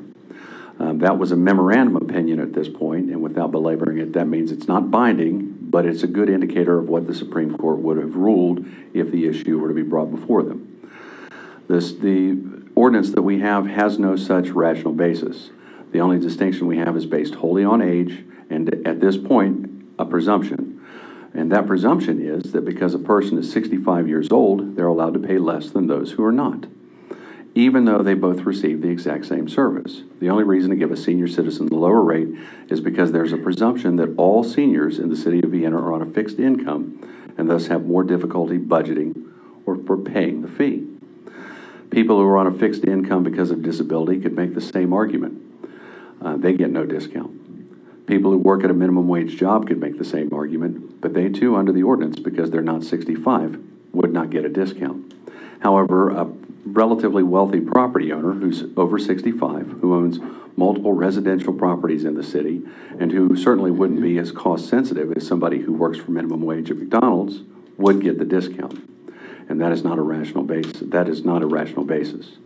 There's no rational basis under our current ordinance that to continue and allow seniors to get the discount, and thus, in my opinion, our ordinance as it is not a valid ordinance.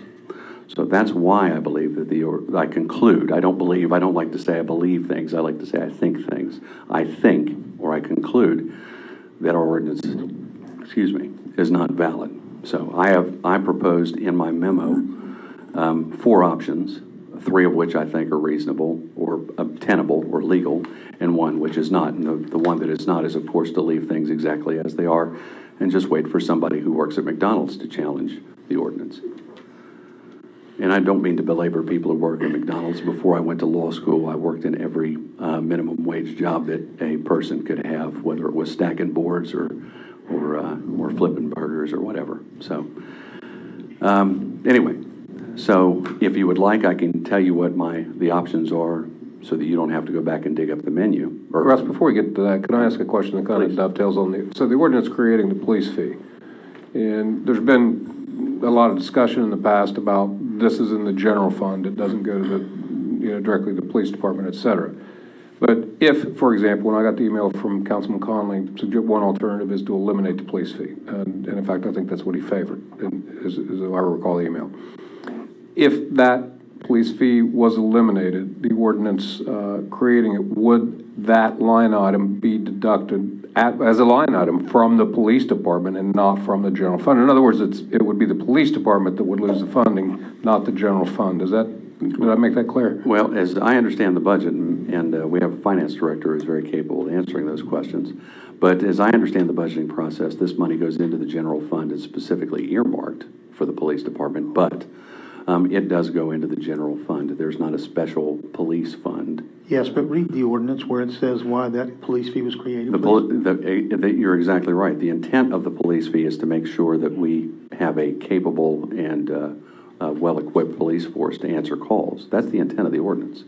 And I'll leave the... Amy, do you have an opinion on that?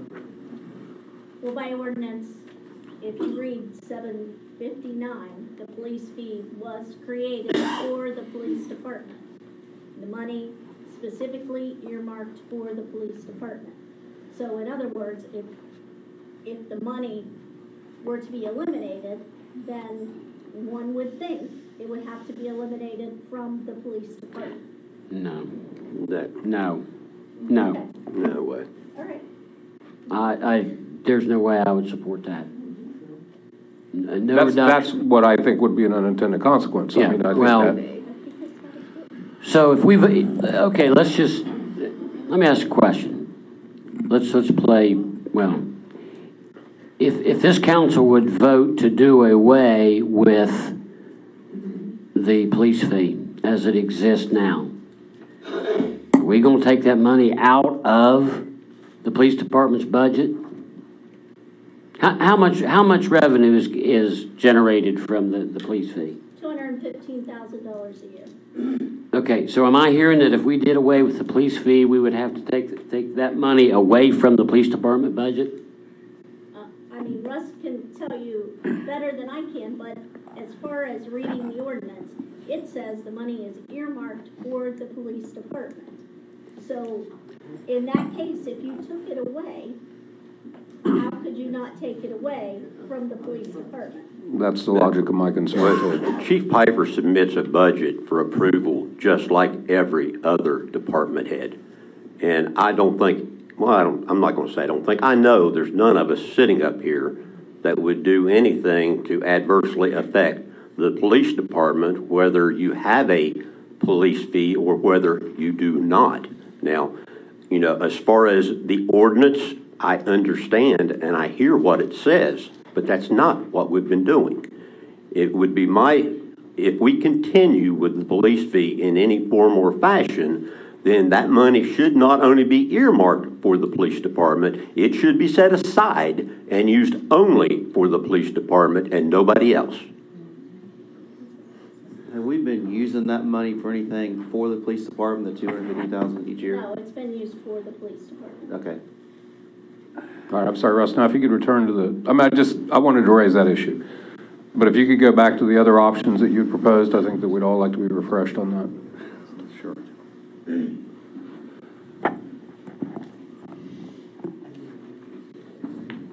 One is, as Councilman Conley has proposed, to eliminate the fee entirely. That requires passage of an ordinance requiring 2 readings. The second is to eliminate the exemption requiring both seniors and non-senior citizens to pay the same amount. This would require passage of an ordinance amending the fee, which would take 2 readings. And to eliminate the exemption for seniors, but to lower the fee for everyone, seniors and non-seniors, so that all citizens who are required to pay the police fee pay the same amount. That would require also passage of an ordinance that would take 2 readings.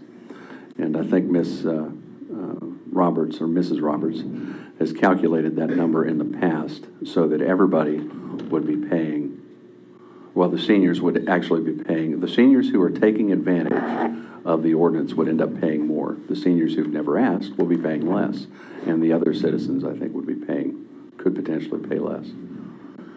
And then, of course, the fourth option is to leave it as it is. That's my opinion. You may have other proposals. I think that any proposal that does not result in everybody paying the same amount is an unlawful proposal. So you either pay 0, or you pay $4.50, or you pay whatever, but every person should have to pay the same amount. 43 years ago, when City Council sat right here where we're at, they came up with this plan to provide extra money for the police department. At that time, they decided that they were going to give the senior citizens 65 and older a reduction in that fee. Mr. Skogstad and I have had this discussion, and he's going to tell you the difference between taxes and fees. But it's interesting to me that the county gives a homestead exemption for your home if you're 65 years or older. It's not based on how much money you have. It's not based on any other criteria. If you're 65 years or older, you receive a reduction in your personal property, in your real estate taxes. That's correct. Okay? And so 43 years ago, when this council sat here and decided that they were going to do it for people that were 65 years and older, that was the criteria that they chose, not based on income or based on, your social standing or whatever. But that's how they chose to do that, okay? The difference between a tax and a fee by statute is?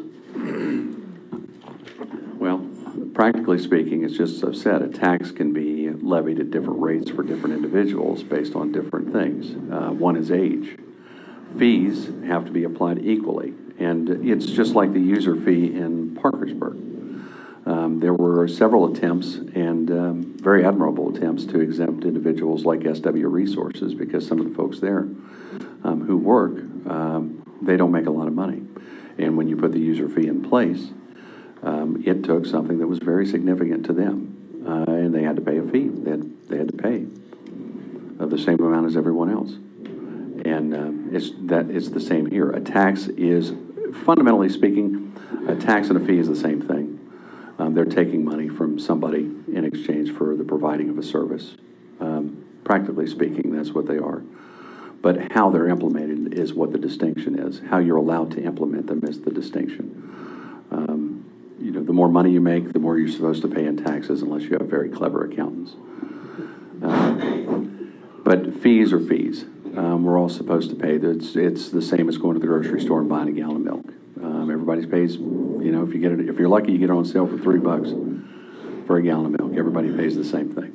The law does not allow municipalities to levy taxes except in very, very narrow circumstances, which I've already set out. So I don't know how else I can better explain it. This is not a police tax. This is a police fee. If it were a police tax, the city would not be able to implement it. To implement it the way they are is in effect doing it as a tax. So. Well, I think everybody here could argue the fixed income terminology for hours and hours. And, you know, when you talk about fixed incomes, as you alluded to, Russ, I mean, there's no indication there of the level of that income. You know, and so I never really understood that whole concept of fixed income. So, I mean, I never liked that idea. Now, having said that, you know, most of you know that I've been an advocate of some type of reduction somewhere for the citizens of Vienna, and we've talked about that for several years. You know, we saw a pretty good water and sewer increase, which I didn't support, but you know, it's there. You know, we saw a slight increase in the recycling, not significant, but it was there.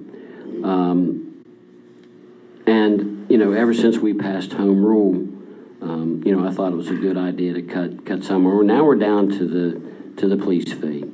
You know, we did away with the fire fee because of the county's implementation of the fire fee, which I didn't support either. But now we're down to the police fee. What I want to protect and what I do not want to do is go for, support, or indicate in any way a budget reduction for the police department. So, I mean, I'm kind of scared now, to be honest, where we want to go with this, for fear of that. That, you know, if that money would go away, which, you know, I was pretty much okay with the police fee going away totally. Now, but in lieu of that, I certainly do not want to cut the police department's budget in any way. So how do we do that? I don't know. You know, I think maybe that's open for discussion. Roger, I'm sorry. Go ahead. I thought you said. But well, no, I was wrapping up, Roger. Is pretty much how I'm feeling right now tonight. Yeah, that whole talk, in my opinion, is nothing more than a scare tactic. It's very misleading. The money right now that's collected for the police fee is going into the general fund. Correct? Right, but the police department works out of it. Of course, but every other department does too. Exactly. So my point is this. The department heads all submit a budget annually, including Chief Pfeiffer. None of us setting up here, and we're the ones that would have to do it, is going to say that because we no longer have a police fee, we're going to penalize Chief Pfeiffer and his department. That's just not going to happen. The money is going into the general fund. What Chief Pfeiffer needs is still going to come out of the general fund, with it or without it, period. Mr. Conley, I don't believe you understand the concept of how that revenue stream works. You know, you can say whatever you want, but if you remove $200,000 from the bottom of the revenue stream, it has to come from somewhere. And so you're either going to take $50,000 away from the fire department, $50,000 away from the street department, $50,000 away from the parks department, and $50,000 away from code enforcement in order to balance that out. You cannot take numbers out randomly and have it balanced. It doesn't work. If you take $200,000 out, you have to take it from somewhere else to make it up. I totally do understand that. And we seem to be able to find money for whatever pet projects that we want to do, but we can't find money to give back to the senior citizens, or to the citizens in general, I should say. But one compromise to that would be, let's go ahead and eliminate that. Let's make it effective of the July of next year, going into the new budget, where it's not affecting this year's budget. And we've all got another 10 months to figure out how to cut costs, reduce spending, tighten our belts, and come up with that money. We got 10 months to do it. No reason you can't do that. No reason. But you still have to understand the basic budget process. I understand budgets completely, sir. I don't believe you I don't do. think you understand the state. Okay? Because what's going to happen is, agree if with we them. take this off, I don't think you do either. you're going to have to find $200,000 from other departments to make that up. If you're not reducing the police department budget, or you're going to ask Mike to eliminate police cruisers, equipment, officers, because the $200,000, even if it comes out of the general fund, it is designated for the police department. That is correct. You know, you all sit here and say, I don't understand municipalities. I sit here on the flip side and say, you all don't understand general business. I do. There's always low-hanging fruit. I have, in my career, had many times to have to cut costs, reduce spending, find out where we've got waste. Folks, I'm not just talking. It's doable. I've done it dozens of times. It works in a municipality, a state, a county, a business. It's the same. You cut the fat.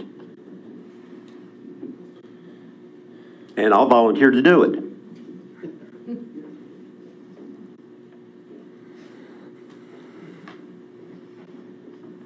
Well, we gotta do something. I mean, that's.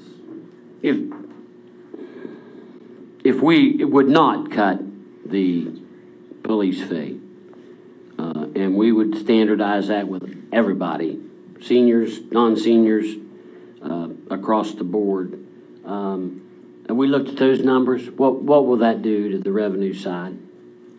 Do we know? So you're asking if everybody paid the same amount? Yes. You know, Roger, I don't have that with me tonight, but it's $3 and something is what everybody would pay. So basically the seniors come up a little bit and everybody else comes down a little bit. Why would the seniors come up? If we would take everyone else down to the level of the seniors, Oh, everybody else to the level of the seniors. can we maybe look at those numbers for future? Put that together. Yeah, I'd like to see that. And it's not just the seniors, it's just the ones that are currently taking That currently the pay, I exemption. understand that, yes. I don't think that's all of them. No, it's not, I can tell you it's not. But yeah, I'd like to look at those, I'd like to get those numbers, comparisons.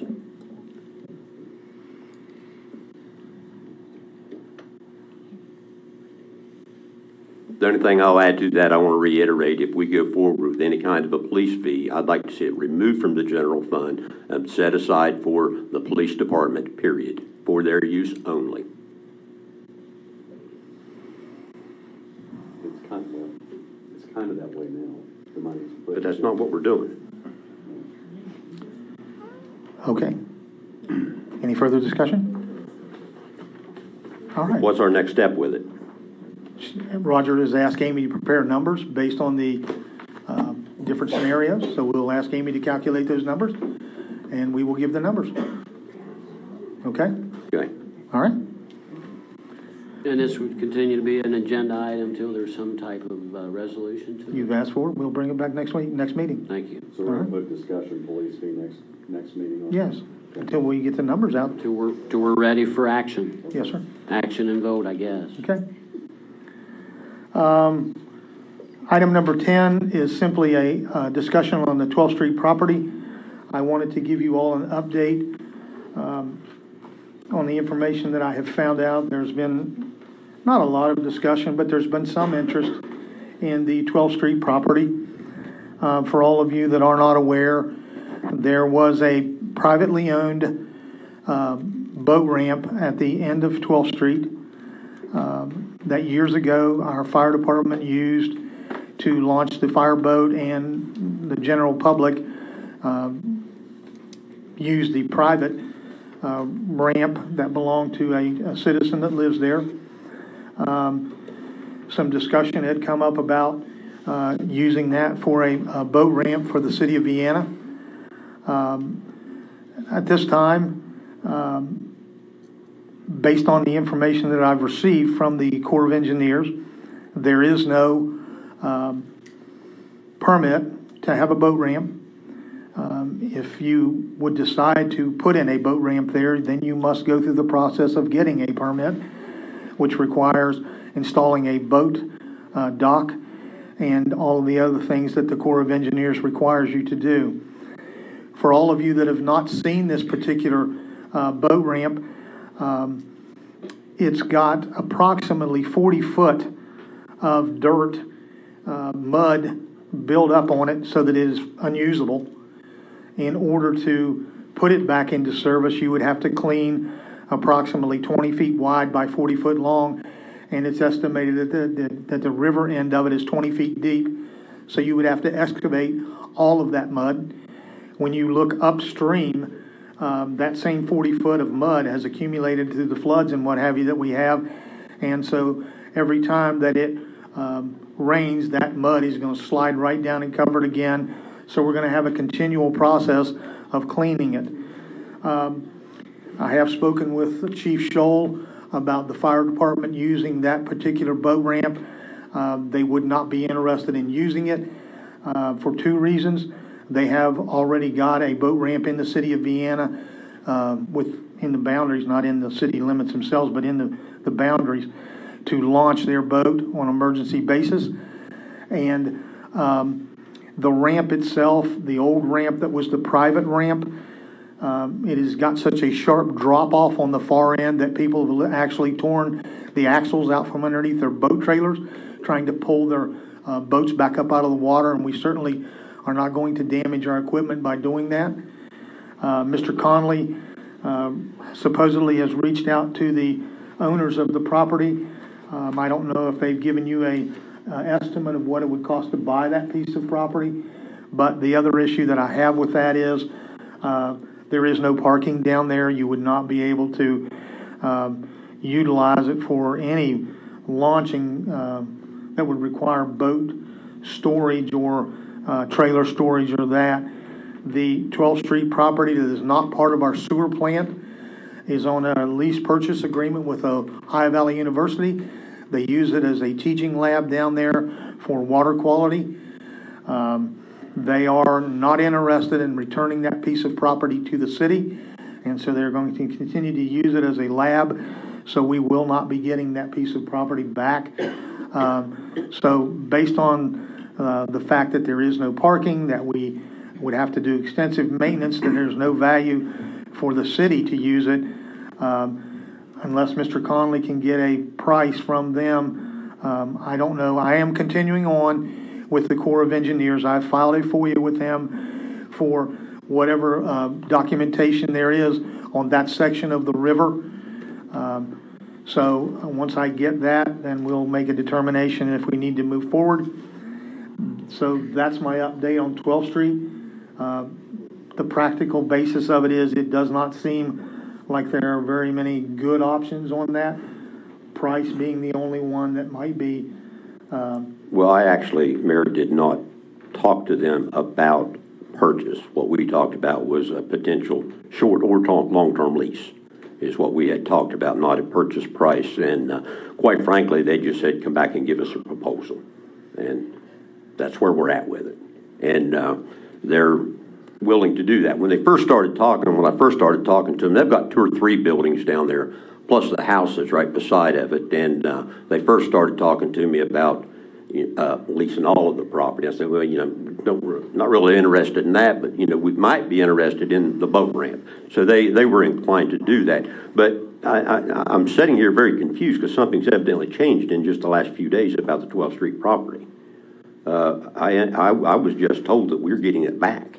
So that totally changes everything based on what I was just told by Mr. Thornton. Okay, Mr. Thornton had a meeting with Ohio Valley University. They are still interested in the lease, and we are not taking the piece of property back. So, yeah, so. We're good. Okay? The other issue that you bring up is the other buildings that are down there. One of the reasons why we built the 60th Street garage complex was because all of that is in the floodplain. And so to put any kind of a structure down there, or for us to go in there and take over any other buildings in the floodplain, does not make sense. Well, there's still areas, I would think, on the backside or on the far end of that property to use as boat storage, if you would, or that parking dock for whoever's pulling their trailers in. Yeah, but we would not be interested in that because of the liability. We're not going to take the risk of people with their equipment. So The other thing is the access. There's still our sewer plant lift station is there, and so we would have to upgrade the security on that, and then I don't believe that's anything that we would be interested in. The other thing too, Roger, that I wanted to mention to council was in the report that Mr. Leach gave, you all received a copy of the letter from the DEP that said that if we wanted to put in a boat ramp at Spencer's Landing, that they would have no issue with that. So as we started this process years ago, a boat facility there is something that is still for the public to decide if that's what they want, and will be brought back up when we have the community meetings to ask, what would you like us to do with this now? So that's my intention. Once we get the clarifications from the DEP, we will go back and we will have public meetings and ask you to tell us, what is it that you would like to see on that park down there to benefit the community. So at this point, we have no reason why we can't do a boat facility, but that may not be the direction that the community wants to go. It certainly seems like it'd be an outstanding place for a boat dock or a fishing pier or something along that line to use that river access. But we'd have the liability of people parking their boats and vehicles there on that property as well. It's a huge parking area, which is well lit. Okay. But the liability. And I don't believe that the boat launch would be like the one in Williamstown, where you see 20 or 30 boats and trailers. Mm-hmm. Okay. Because of the elevation where it steps off the edge, my guess is it would be for like kayaks and canoes and things like that. But, there's just as many people that's interested in that 12th Street ramp that's already there just to carry a canoe down or just to walk down and throw a line in the water. They're welcome to work it well with Mr. Pritt, but it's not ours. I understand. Yeah. But, they said to present them a proposal. It might not take much of anything, if anything, to get that. I don't know. Roger, we gotta know whether there's an interest or not. I have some personal knowledge of that 12th Street. What happened with that? When Tom put that ramp in, and his dad, when we had the floods of 04 and 05, it silted that whole ramp in, the pilings, it brought it up. You can't, and then that ramp broke, and it's narrow and it's steep. I've used it before. I boat all the time. It's steep, and it's frankly it's unusable. If you walk out down that, you will just. Anybody that walked in the river knows what river mud is.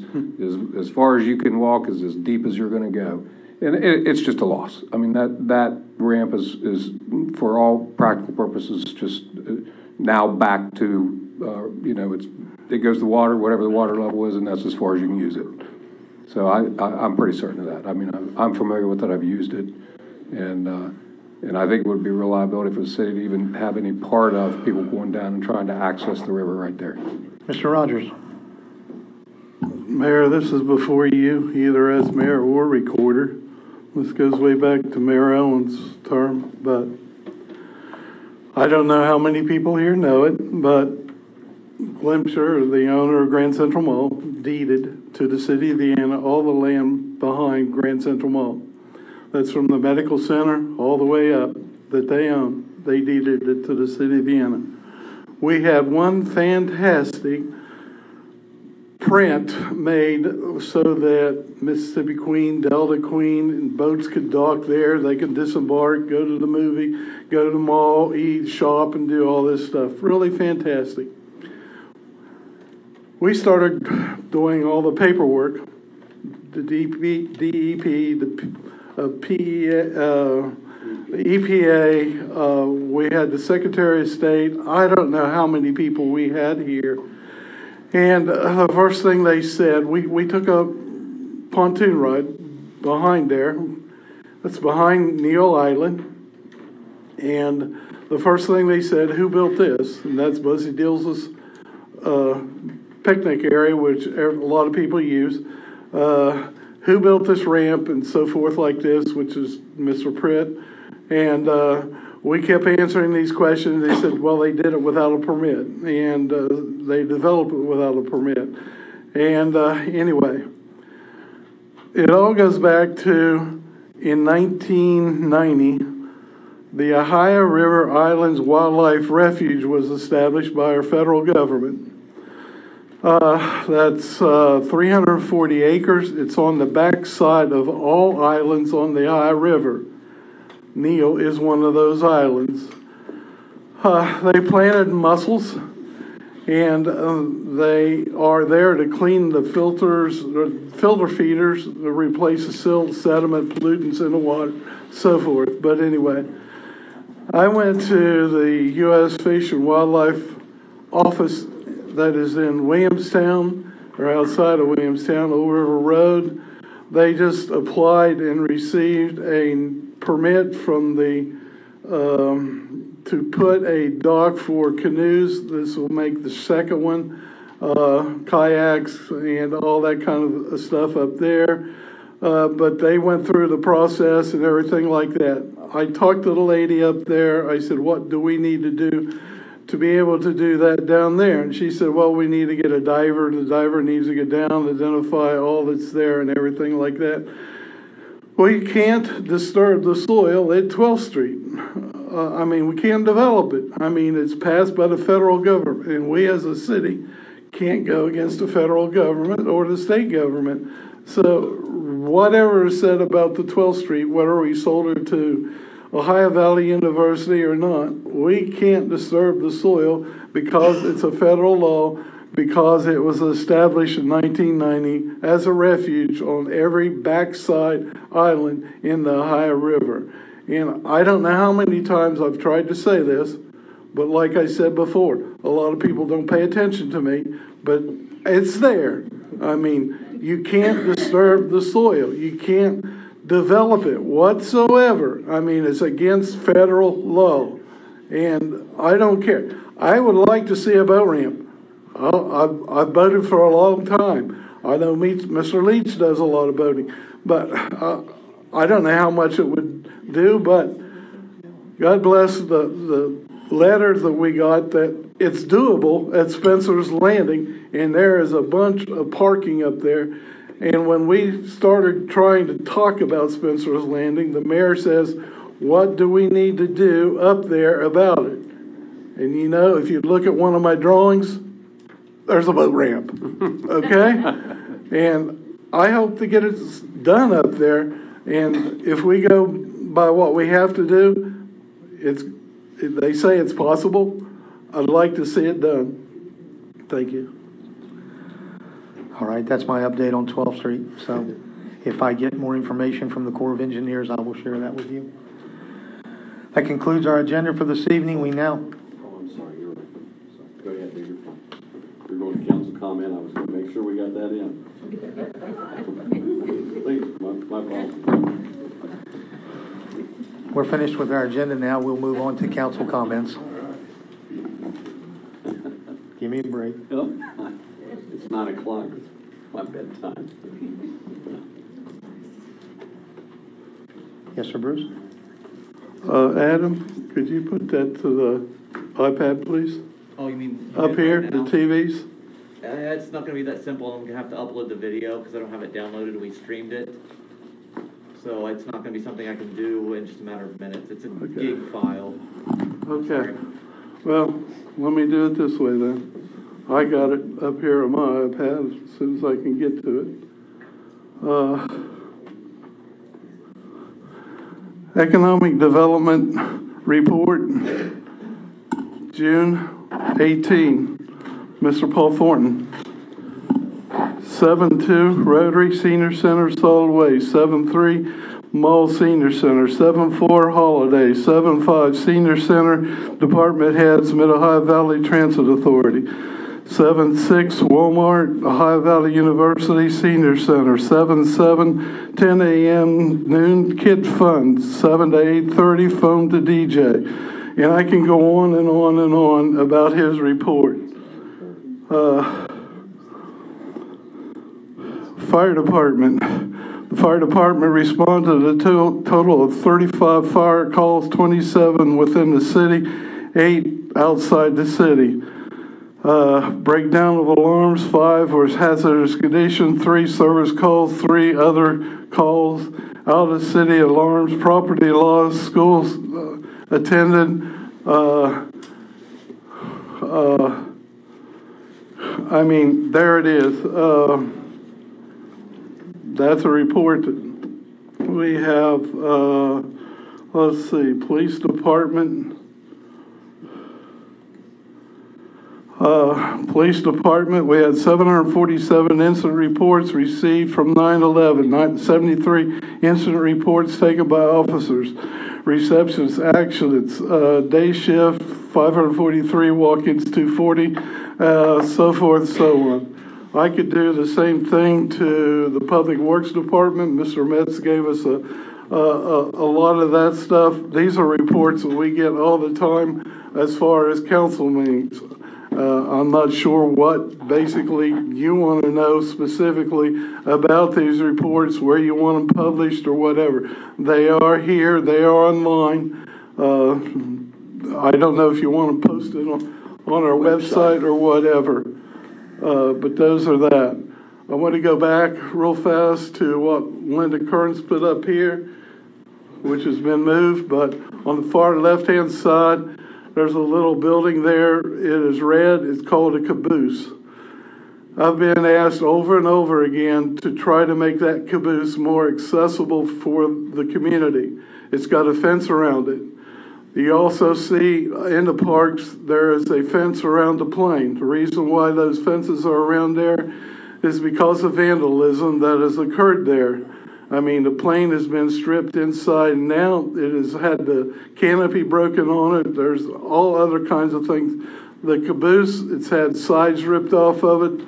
The place where the person that rides in the caboose on the top, the windows have been broken off. Inside, it has been destroyed. We used to have all the fireplace, the utensils, the cups, saucers, whatever the person riding in there would use. We don't have those anymore because they've been vandalized. If you go to Parkersburg, they had a caboose there. What happened? A young lady was raped there. I don't want that to happen in the city of Vienna.